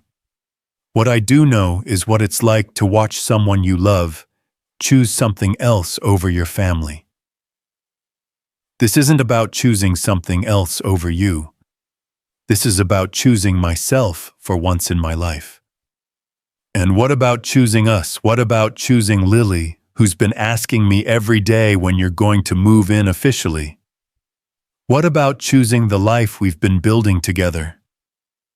Clara felt something break inside her chest. Why does it have to be a choice? Why can't you be happy for me? Why can't you see this as an opportunity for all of us? Because I can see the way you're looking at this like it's an escape hatch, like you've been waiting for a reason to leave. Daniel's eyes were bright with unshed tears, but his voice remained steady. Because I know that if you go, you won't come back. Not really. You'll come back changed, different, ready for a bigger life than what we can offer you here. That's not true. Isn't it, Clara? You're 24 years old. You're brilliant and beautiful and capable of anything. Do you really think you're going to spend 18 months at one of the best universities in the country and then come back to our quiet little life? Come back to a man with a ready-made family and all the complications that come with it. Clara stared at him as seeing the fear behind his anger, the vulnerability he was trying so hard to hide. Is that what you really think of me? I think you're human. I think you deserve every opportunity the world has to offer. And I think that maybe what's best for you isn't what's best for us. The words hung between them like a death sentence. Clara felt the future she had imagined, the marriage, the family, the growing old together crumbling around her like a house of cards. So what are you saying? She whispered. I'm saying maybe you should go to Baltimore. Daniel, I'm saying maybe Lily and I have been selfish trying to keep you here when you could be out there changing the world. Daniel's voice cracked slightly, revealing the pain he was trying so hard to contain. I'm saying maybe the kindest thing I can do is let you go.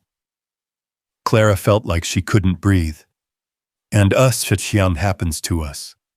I don't know. Daniel looked away, unable to meet her eyes. Maybe we were just a beautiful interlude. Maybe that's enough. It's not enough for me. Then don't go. Clara stared at him, seeing the challenge in his eyes, the test he was presenting her with. Choose us or choose yourself. Choose love or choose dreams.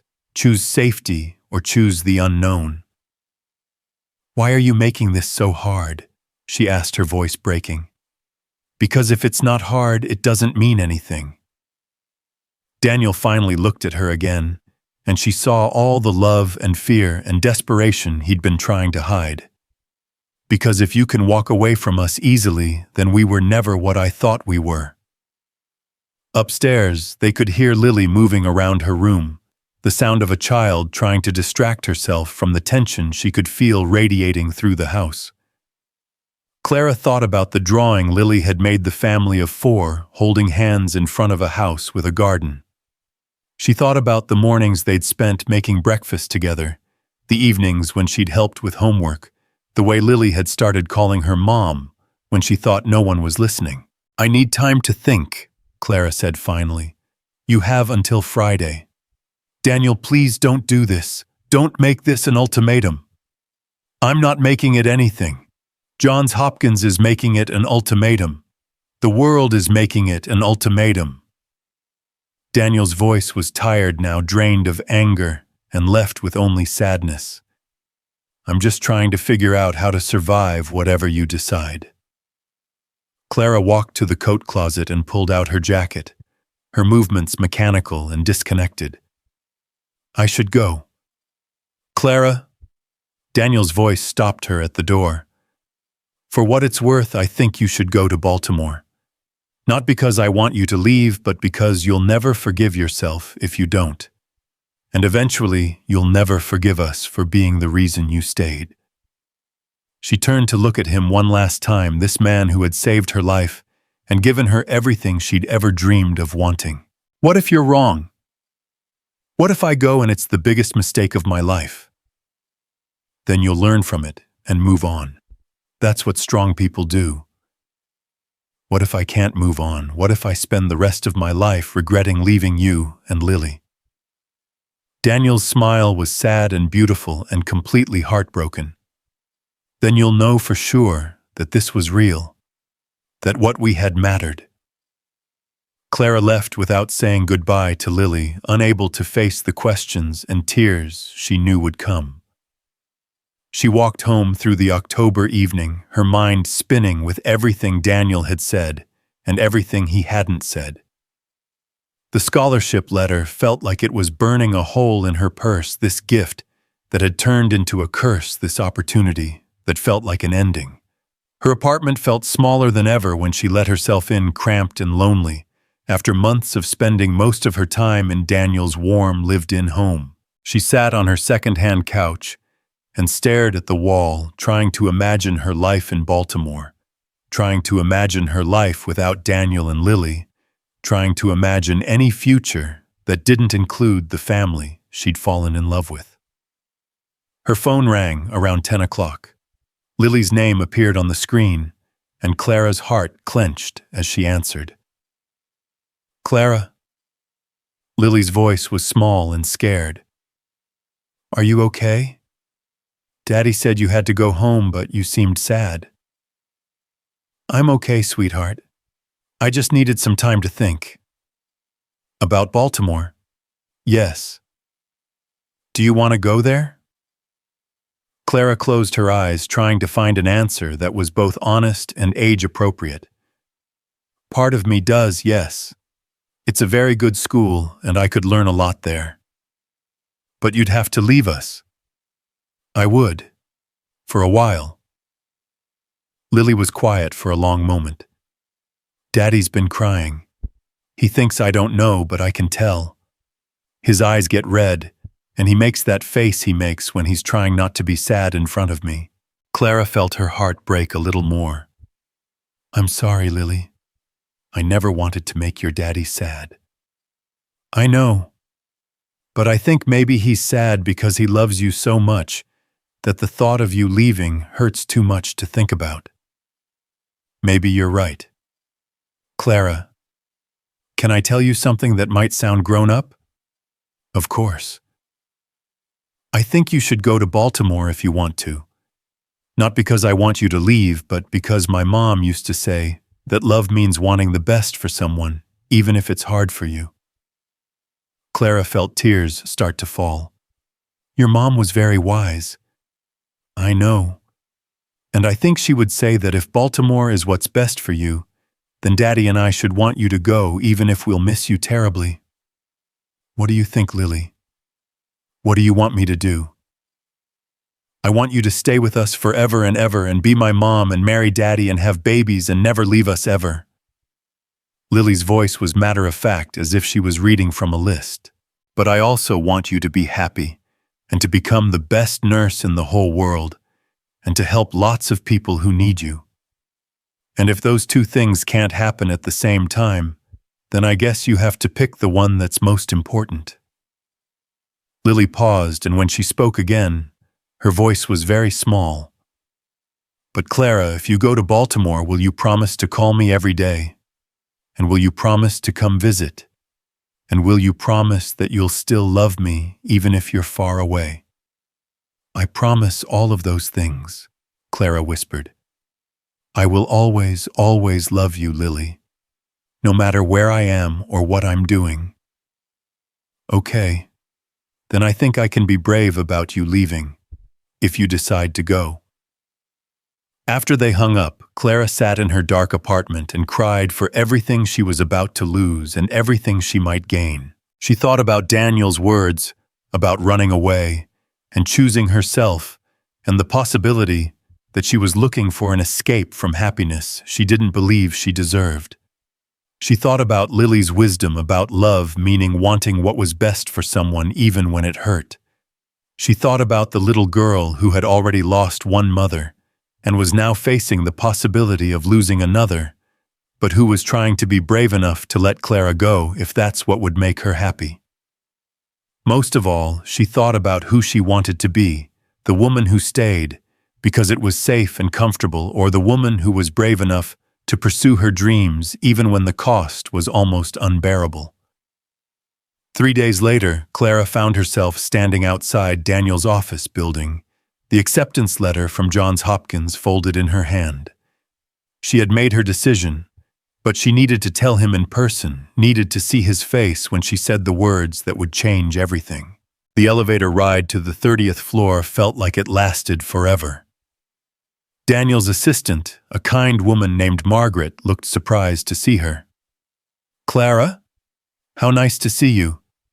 Daniel didn't mention you were coming by. He doesn't know I'm here. Is he available? He's in a meeting, but I'm sure he'd want to see you. Let me just—" "It's okay." Daniel's voice came from behind them. Clara turned to see him standing in the doorway of a conference room, looking tired and older than she remembered. "The meeting can wait." He led her into his office and closed the door, then stood with his back against it, as if he was afraid she might try to escape before she could tell him whatever she'd come to say. "You look like you've made a decision," he said quietly. "I have." Clara took a deep breath, gathering her courage. "I'm going to Baltimore." Daniel's face went very still, but he nodded as if he'd been expecting this.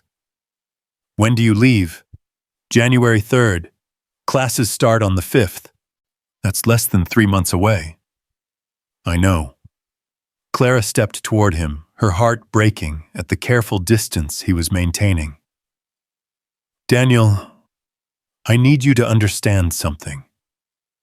I'm not leaving because I want to get away from you and Lily. I'm leaving because I love you both so much that I need to become the best version of myself for you." "Clara, let me finish, please." Clara's voice was steady now, certain. "You were right about some things. I am scared of happiness. I am afraid that if I don't prove I can make it on my own, I'll always wonder if I'm just the girl you rescued. But you were wrong about why I'm going." "Then tell me why." "I'm going because I want to come back to you as someone who chose you, not someone who had no other options. I'm going because I want to be able to give Lily everything she deserves, in a mother confidence, independence, the knowledge that dreams are worth pursuing, even when they're difficult." Clara's voice grew stronger with each word. "I'm going because I love you enough to risk losing you to become worthy of you." Daniel stared at her for a long moment, his expression unreadable. "And what if you don't come back? What if 18 months in Baltimore shows you a life you like better than this one? Then you'll know I was never the right person for you and Lily anyway, and you'll find someone who is." Clara's voice caught slightly. "But Daniel, I need you to know that I can't imagine a life better than the one we've been building together. I can't imagine loving anyone the way I love you. I'm not going to Baltimore to find something better. I'm going to make myself better for what I already have." "Clara," Daniel's voice was rough with emotion, "I need to ask you something, and I need you to be honest with me." "Okay. Will you wait for me? Will you and Lily be here when I come back?" Daniel closed his eyes, and when he opened them, they were bright with unshed tears. "Do you really not know the answer to that?" "I'm afraid to assume." "Clara, I have loved you since the moment you dropped that $5 bill at my feet. I will love you when you're in Baltimore, and I will love you when you come back with your degree and your big dreams and your unshakable confidence. I will love you if you decide to stay in Baltimore, and I will love you if you come home and marry me and give Lily the brothers and sisters she's been asking for. And Lily will love you no matter what. She's already planning care packages and demanding that I set up video calls every night so she can help with your homework." Daniel's smile was watery but genuine. "She's also making me promise to take good care of myself while you're gone so I don't get sad and skinny like her friend's dad did when his wife went away for work." Clara felt laughter and tears mixing together in her chest. "She said that she's very concerned about my emotional well-being. She's already planning weekly father-daughter cooking lessons, so I don't forget how to make proper meals without Clara's supervision. I love her so much. I know, and she knows too.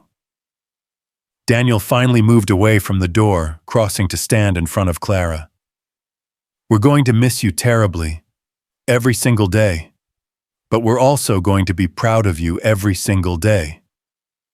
I'm going to miss you too, more than I can even imagine right now. Daniel reached out and cupped her face in his hands, his thumbs brushing away tears she didn't realize were falling. Come back to us, Clara. When you're ready, when you've proven whatever you need to prove to yourself, come back to us. I will. I promise. And call us every day. Lily's already informed me that she expects detailed reports about your classes and your dormitory, and whether the cafeteria food is as terrible as it looks in movies. Clara laughed through her tears. I'll call every day, maybe twice a day. I love you, Daniel said softly.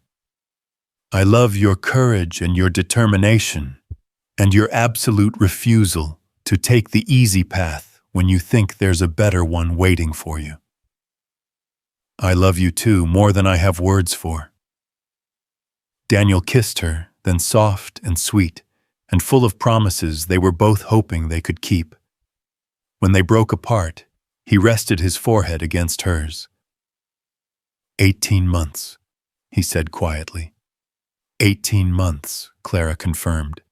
And then I'm coming home. We'll be here. Promise, promise. Clara left Daniel's office with a heart that was both broken and full of hope. In 3 months, she would leave everything she loved to pursue a dream that had become more important than her own happiness. But she would leave knowing that she was loved, that she had a home to come back to, and that sometimes the bravest thing you can do is risk losing everything to become who you're meant to be. The thought of leaving Daniel and Lily was still almost unbearable, but it no longer felt like an ending. It felt like a beginning, the start of a journey that would lead her back to them eventually, as the woman she wanted to be when she said yes to forever.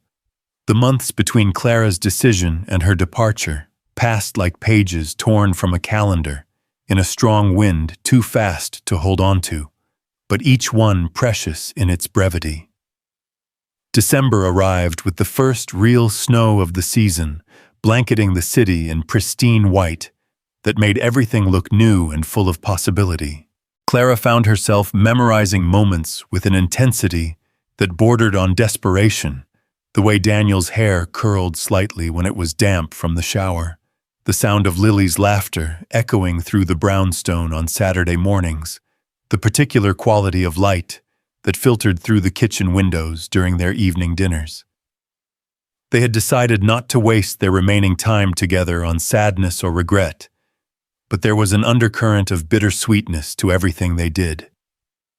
Each first became a last, the last time they would decorate a Christmas tree together. Before Clara left, the last time she would help Lily with a school project, the last New Year's Eve they would spend as an almost family of 3. I have something for you, Daniel said, on the night before Clara was scheduled to leave for Baltimore.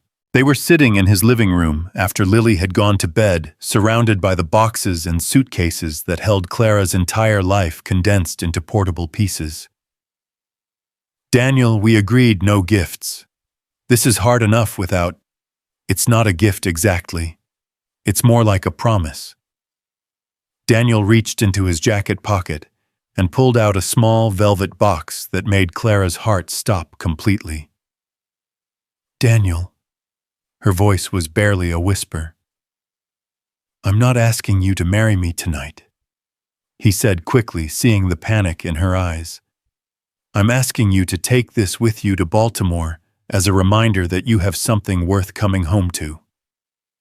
Clara stared at the box, afraid to touch it, afraid to open it, afraid of what it might mean. I don't understand. Clara, 18 months is a long time. You're going to meet new people, have new experiences, Maybe even meet someone who makes you question everything you think you know about your future. Daniel's voice was steady, but she could see the vulnerability in his eyes. I needed to know that when those moments come, you'll have something concrete to remind you that what we have is real. You want me to wear an engagement ring while I'm not engaged. I want you to carry the knowledge that when you're ready, when you come back from Baltimore as the incredible nurse I know you're going to become, this ring will be waiting for you, along with a proposal and a wedding, and a lifetime of Saturday morning pancakes and terrible jokes and arguments about the proper way to load the dishwasher. Clara opened the box with shaking fingers, revealing a ring that was nothing like what she might have expected. It wasn't a traditional diamond solitaire, but a sapphire surrounded by small diamonds set in a vintage gold band that looked like it had its own story to tell. It was Rachel's grandmother's ring, Daniel said softly. Rachel never got to wear it. Her grandmother died before we met. But Rachel always said she wanted it to go to someone who understood that love isn't just about the good times, someone who was brave enough to fight for what mattered. Clara felt tears start to fall. Daniel, I can't take Rachel's ring. You're not taking Rachel's ring. You're taking the ring that's been waiting for you. Daniel reached over and gently lifted the ring from its velvet bed. Lily and I talked about it. She said her mom would want her future stepmother to have something that connected her to the family history, something that showed she belonged. Lily knows about this. Lily helped me pick it out. Well, technically, she helped me decide between this ring and her great-grandmother's pearls. She said rings were better because you can see them every day and remember the people who love you. Clara held out her right hand, watching through tears as Daniel slipped the ring onto her finger. It fit perfectly, as if it had been made for her. It's not an engagement ring yet, Daniel said quietly. Right now, it's a promise ring. A promise that I'll be here when you get back. A promise that what we're building together is worth waiting for. A promise that you're already part of this family, no matter how many miles separate us. Clara threw her arms around Daniel's neck, holding him tight against her, as if she could somehow absorb enough of his warmth and strength to carry her through the next 18 months. I love you, she whispered against his ear. I love you so much, it terrifies me. Good. Daniel murmured, his arms tightening around her. Love should be a little terrifying. That's how you know it's real. They held each other in the quiet of the living room, surrounded by the ghosts of all the evenings they'd spent there, and the promise of all the evenings they would spend there again. Outside, snow continued to fall, covering the city in silence and possibility. The next morning dawned gray and cold, the kind of January day that made leaving feel both inevitable and impossible. Clara's train to Baltimore left at noon, which meant she had exactly 4 hours to say goodbye to the life she'd built and the people who had become her whole world. Lily was unusually quiet during breakfast, pushing her pancakes around her plate without eating them. She had insisted on making Clara's favorite breakfast one last time, but now seemed unable to enjoy the ritual they'd shared so many times before. Are you okay, sweetheart? Clara asked, reaching across the table to touch Lily's hand. I'm trying to be brave like you, Lily said in a small voice. But I don't feel very brave. I feel scared and sad and angry that you have to go away. It's okay to feel all of those things. I feel them too. You do. I feel terrified about leaving you and your daddy. I feel sad that I'm going to miss so many things, your violin recital next month, your birthday party, all the regular days, when nothing special happens but we're together. Clara's voice caught slightly. And I feel angry that I have to choose between loving you and pursuing my dreams. But you also feel excited, right? About school and learning new things. I do. And I think that's okay too. I think we can feel scared and excited at the same time. Lily nodded thoughtfully. Daddy says that's what growing up is, feeling lots of different things all at once and learning how to be okay with it. Your daddy is very smart. I know. Lily finally took a bite of her pancakes, then looked up at Clara with serious blue eyes. Clara, when you come back, will you still want to be my mom? Even if you've learned lots of important things and become really smart and fancy. Clara felt her heart break and heal simultaneously. Lily, becoming smart and fancy doesn't change who you love. If anything, it makes you love them more because you understand better how precious they are. Promise. I promise. In fact, I think when I come back, I'll be an even better mom to you because I'll know more about taking care of people and I'll be more confident about myself. And you'll still want to marry Daddy. Clara glanced across the kitchen at Daniel, who was pretending to read the newspaper, but obviously listening to every word. I'll still want to marry your daddy. Good. Because I've been planning the wedding in my head, and I have some very good ideas about flowers and cake. After breakfast, they drove to the train station in Daniel's car, the trunk loaded with Clara's suitcases, and the careful silence that comes when there's too much to say and not enough time to say it. Lily sat in the back seat, clutching a manila envelope that she'd been mysterious about all morning. What's in the envelope, sweetheart? Clara asked as they pulled into the station parking lot. It's for you to open on the train. After we say goodbye.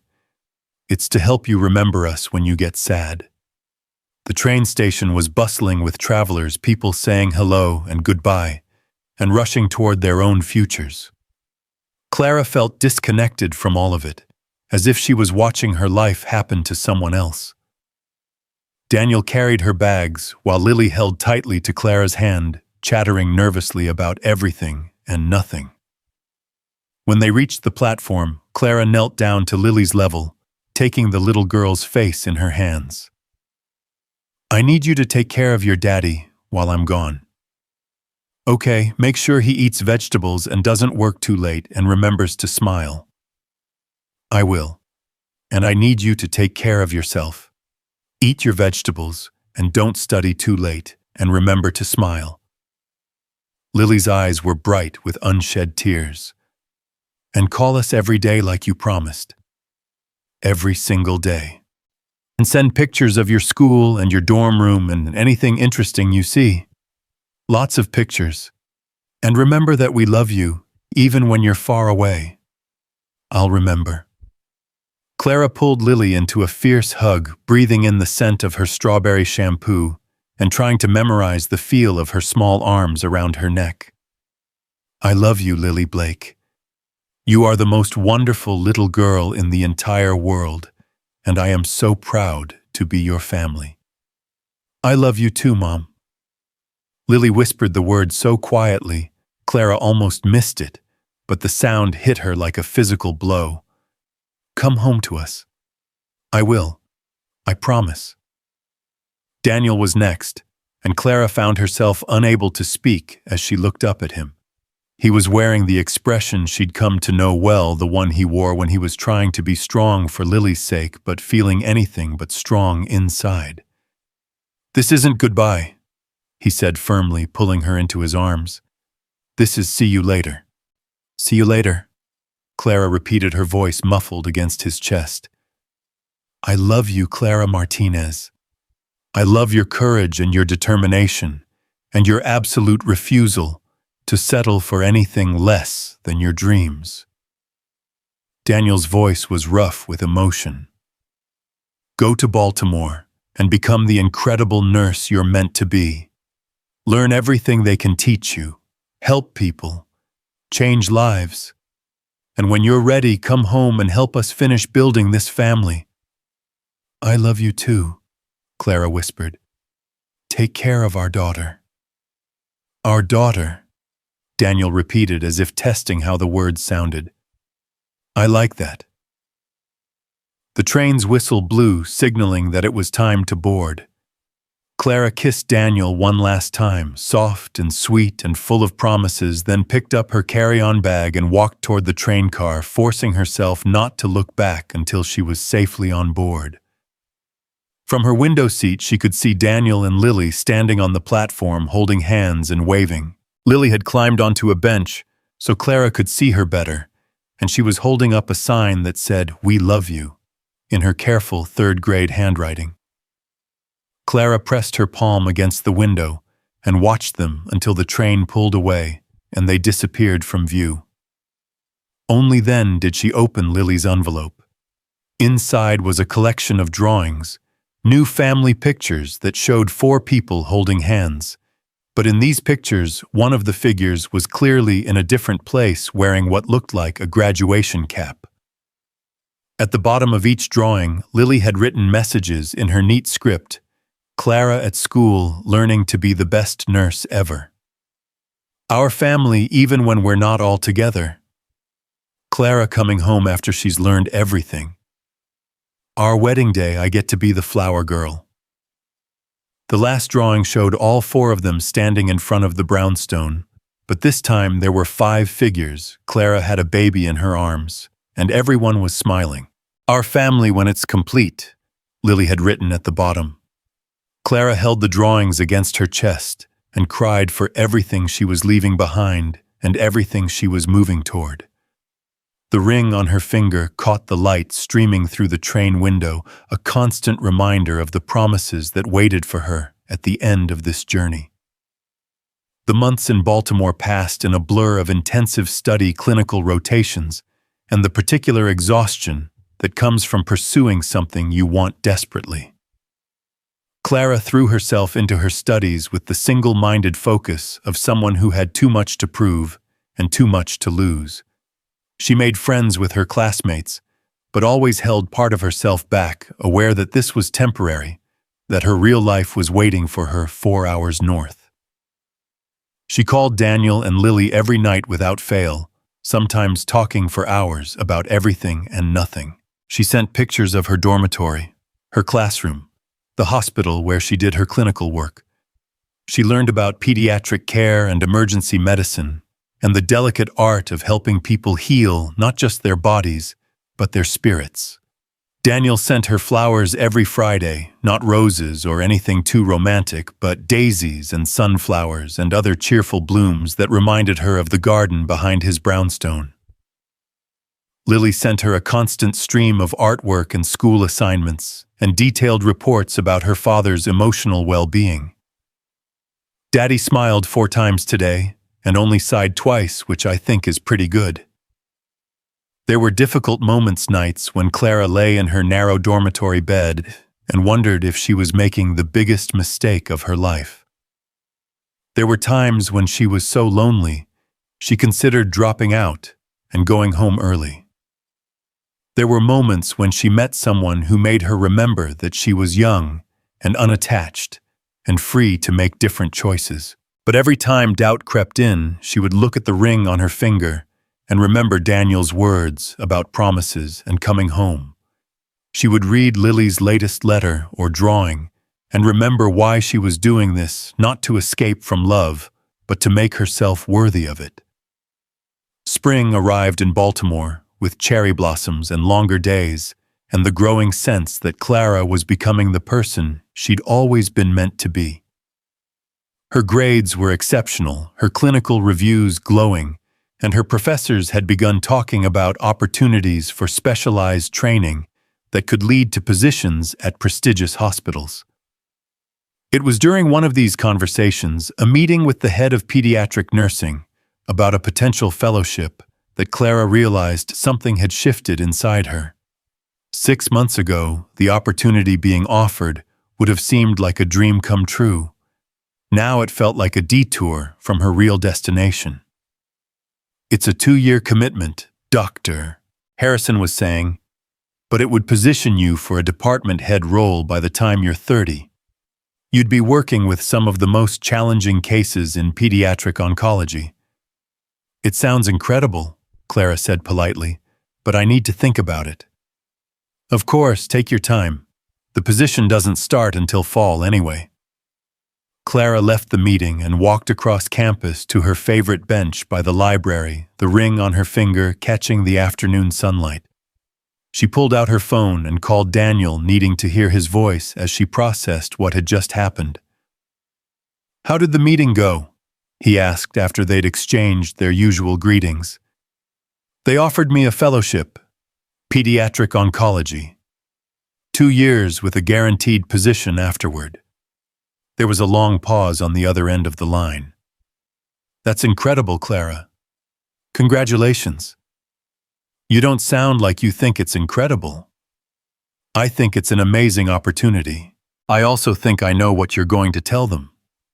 Clara smiled, unsurprised that Daniel could read her so well even from 4 hours away. "What am I going to tell them?" "You're going to tell them thank you, but no. You're going to tell them that you have a family waiting for you and a life you want to get back to building." "Is that what I'm going to tell them?" "I hope so, but Clara, if this is something you want, if this fellowship is part of your dreams, then you should take it. Lily and I will understand." "Will you?" "We'll try to, we'll have to." Clara closed her eyes, feeling the weight of the decision settling on her shoulders. "Daniel, can I ask you something? Anything? Do you still want to marry me after all these months apart, after everything that's happened? Do you still want the same future we talked about?" "Clara." Daniel's voice was soft, with something that might have been wonder. "I want to marry you more now than I did when you left. These months have shown me that what we have isn't dependent on proximity or convenience. It's real. It's lasting. It's worth waiting for. Even if I'm different now, even if I'm more confident and independent, and maybe a little harder around the edges. Especially because of that. Clara, I fell in love with your strength and your determination. Watching you pursue your dreams, even when it meant leaving us, has only made me love you more. And Lily. Lily asks me every day when you're coming home. She's planned 17 different welcome home parties and has informed me that we're getting married in June because that's when the garden will be at its most beautiful." Clara laughed, feeling something tight in her chest finally release. "June, huh? June. Unless you have other plans." "I might have other plans." "Oh." Daniel's voice was carefully neutral. "I might have plans to come home early. Like next week early." The silence on the other end of the line stretched so long that Clara began to worry they'd lost the connection. "Daniel, are you serious?" "I'm serious. I talked to my advisor yesterday and I can finish my degree requirements with an independent study project this summer. I could be home by the end of May and graduate in August." "Clara, you can't make decisions like this for us. If you want to finish in Baltimore..." "I don't want to finish in Baltimore. I want to finish at home with my family, preparing for the life I actually want, instead of the life I think I should want." Clara stood up from the bench, suddenly filled with energy and certainty. "Daniel, I've spent 8 months learning how to be an incredible nurse. But I've also spent 8 months learning that being incredible at something doesn't mean anything if you don't have people to share it with." "What about the fellowship?" "There will be other fellowships. There are amazing pediatric programs in the city, and I can pursue specialized training while living the life I want to live, with the people I want to live it with." "Clara, are you sure, really sure?" "I've never been more sure of anything in my life. These months have taught me that I don't need to choose between my dreams and my family. I can have both. I can be both the nurse I want to be and the wife and mother I want to be." "Wife and mother," Daniel repeated softly. "If the offer still stands." "The offer will always stand." Clara felt tears of joy start to fall. "Then I'm coming home, Daniel. I'm coming home to marry you and to be Lily's mom and to start the rest of our lives together." "When?"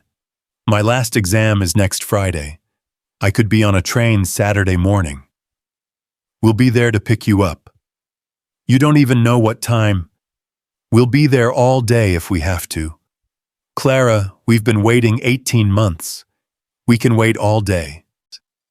The week that followed was a whirlwind of final exams, packing, and goodbye celebrations with classmates who had become dear friends. Clara felt no sadness about leaving Baltimore, only anticipation for what waited for her at home. She had proven to herself that she could succeed on her own, that she was capable and strong, and worthy of the love Daniel and Lily offered her. Now she was ready to accept that sunk completely, without reservation or fear. Saturday morning arrived bright and clear, the kind of May day that made everything seem possible. Clara's train pulled into the station exactly on time, and as she stepped onto the platform with her bags, she saw them immediately, Daniel in jeans and a blue shirt that matched his eyes, Lily, in a yellow sundress that made her look like a flower herself. "Mom!" Lily broke away from her father and ran toward Clara, her face bright with pure joy. "You're home! You're really home?" Clara dropped her bags and caught Lily in her arms, spinning her around as they both laughed and cried at the same time. "I'm home, sweetheart. I'm finally home." Daniel reached them a moment later, pulling both Clara and Lily into his arms and holding them tight. "Welcome home," he whispered against Clara's ear. "It's good to be home," Clara whispered back. They stood like that for a long moment, a family of three finally together again, surrounded by the bustle of the train station, but existing in their own perfect bubble of reunion and love. "Clara," Lily said when they finally pulled apart, "I have something very important to ask you." "What is it, sweetheart?" "Daddy said I had to wait until you were home to ask, but I can't wait anymore." Lily looked back and forth between Clara and her father with barely contained excitement. "Will you marry us? Will you officially be my mom and Daddy's wife and part of our family forever and ever?" Clara looked at Daniel, who was watching her with an expression of love and hope and barely contained emotion. "I think that's your daddy's question to ask, don't you?" "Actually," Daniel said, reaching into his pocket, "I think it's our question to ask."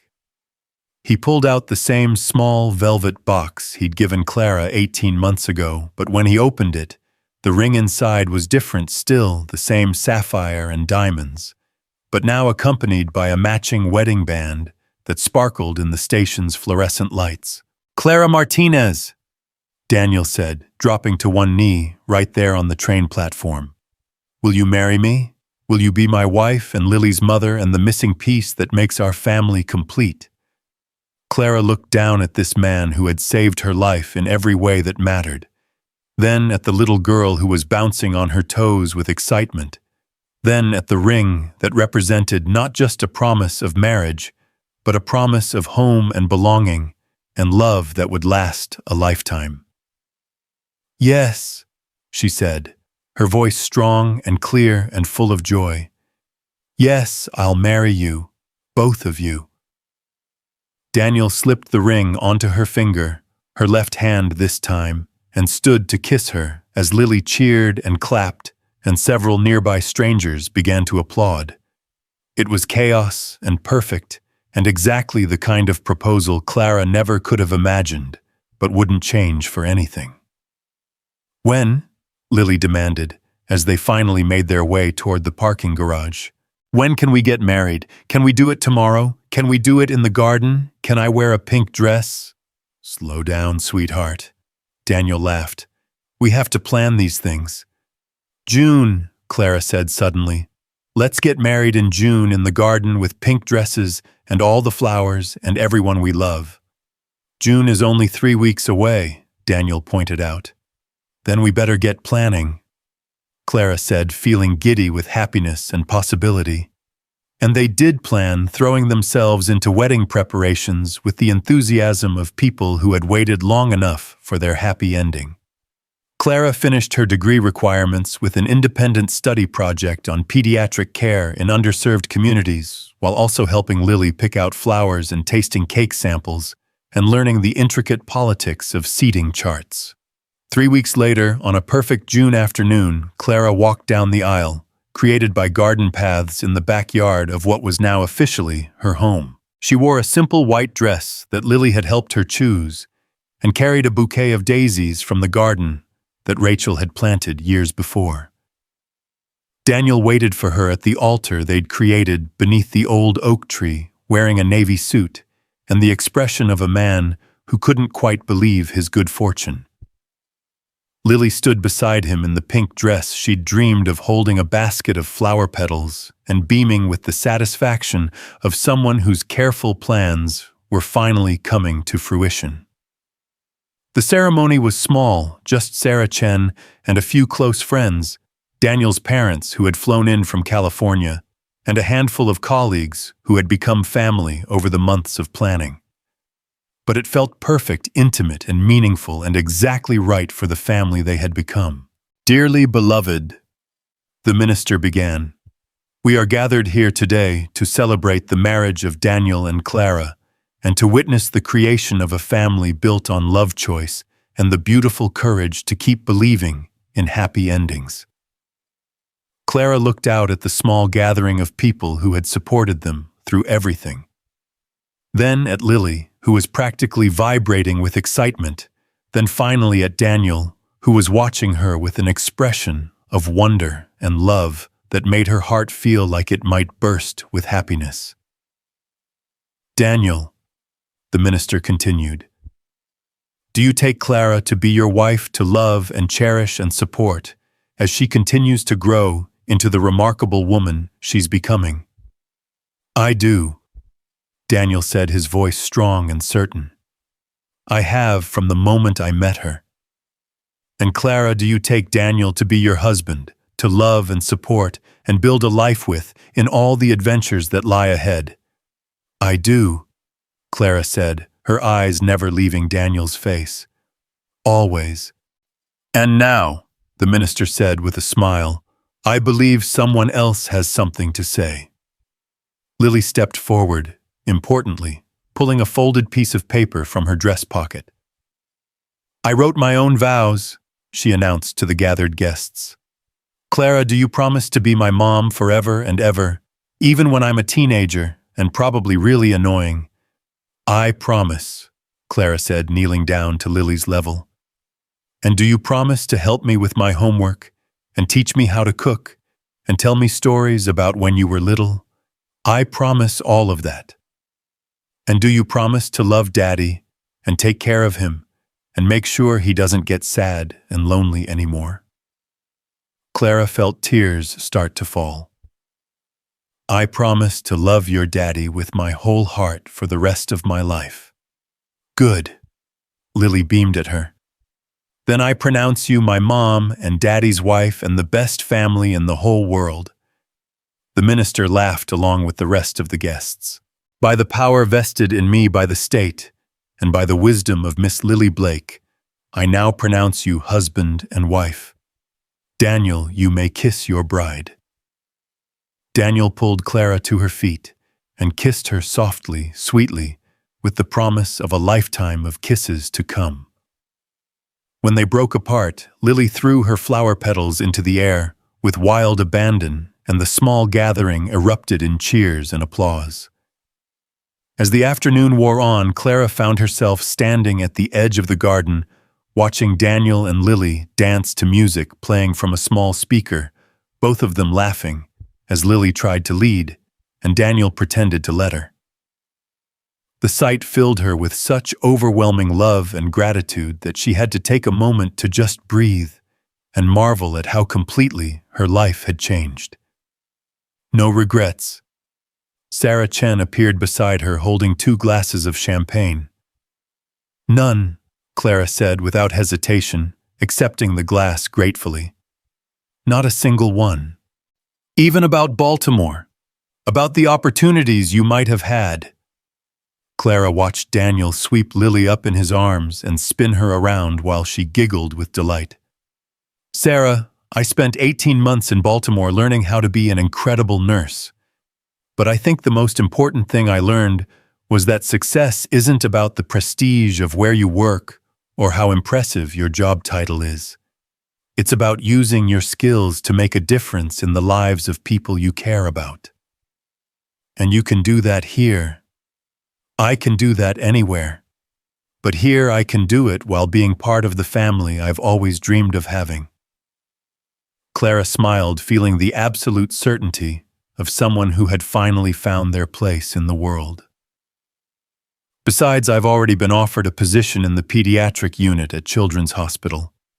I start next month. That's wonderful, Clara. You've built something really beautiful here. We've built something beautiful, Clara corrected, watching as Daniel and Lily motioned for her to join their dance. All of us together. She excused herself and walked across the garden to her husband and daughter, letting them pull her into their circle of laughter and music and pure joy. As the sun began to set behind the brownstone that was now officially her home, Clara thought about the journey that had brought her here from a desperate woman with $5 and no hope to a wife and mother with a career she loved and a future bright with possibility. The ring on her finger caught the golden light of the setting sun, and Clara smiled as she remembered Daniel's words about promises and coming home. She had kept her promise. She had gone to Baltimore and become the nurse she'd dreamed of being. She had proven to herself that she was strong enough and brave enough to pursue her dreams even when the cost seemed unbearable. But more importantly, she had learned that the best dreams aren't the ones you pursue. Alone, they're the ones you build with the people you love, the ones that make room for everyone to grow and flourish and become their best selves together. What are you thinking about? Daniel asked, spinning her gently as the music changed to something slower and more romantic. I'm thinking about that night at Romano's, Clara said, letting herself be drawn close against his chest. About how you said sometimes the best things happen when we least expect them. And I'm thinking that you were right. I went to that restaurant thinking my life was over, and instead I found my whole future. Clara smiled up at him, her heart full of love and gratitude, and the quiet certainty that comes from being exactly where you belong. I found my family. We found each other, Daniel corrected softly, pressing a kiss to her forehead. Yeah, Clara said, closing her eyes and letting herself be held by this man who had seen her at her worst and chosen to love her anyway. We did. As the evening settled around them, friends and family continued to celebrate in the garden that had become the heart of their home. Lily ran between the adults, collecting hugs and stealing bites of cake, her pink dress grass-stained and her hair coming loose from its careful styling. She was gloriously, perfectly happy, a child who had watched her family grow from 2 to 3 and knew with absolute certainty that she was loved. Later, after the guests had gone home and the dishes had been cleared away, the three of them sat on the porch swing that Daniel had installed the week before the wedding. Lily was curled between them in her pajamas, fighting sleep, because she didn't want the perfect day to end. "Tell me the story again," she mumbled against Clara's shoulder. "What story, sweetheart? About how you and Daddy met, about the restaurant, and the $5, and how you became part of our family." Clara glanced at Daniel over Lily's head, sharing the smile of two people who knew they would be telling this story for the rest of their lives to children and grandchildren, and anyone who would listen to a tale about love and second chances, and the beautiful way broken things can be made whole again. Once upon a time, Clara began, her voice soft in the gathering darkness. There was a girl who thought she had lost everything. She went to a restaurant with only $5 in her purse and a heart full of disappointment, never knowing that the worst night of her life was about to become the beginning of her greatest adventure. And then what happened? Lily asked sleepily, even though she knew the story by heart. And then Daniel continued, his arm tightening around both his wife and daughter. A man at the next table saw that she needed someone to remind her that she wasn't alone in the world. So he invited her to dinner, and they talked, and they fell in love, and they all lived happily ever after. The end. Lily sighed contentedly. No, sweetheart, Clara said, pressing a kiss to the top of Lily's head. Not the end.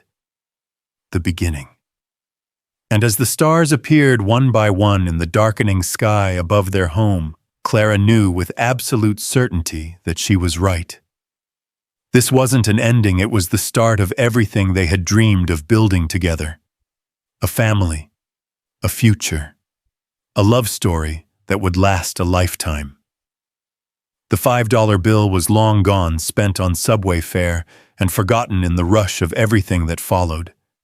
But the miracle it had set in motion continued to unfold day by day in the laughter that filled their home, and the love that bound them together, and the quiet certainty that sometimes when you least expect it, everything can change.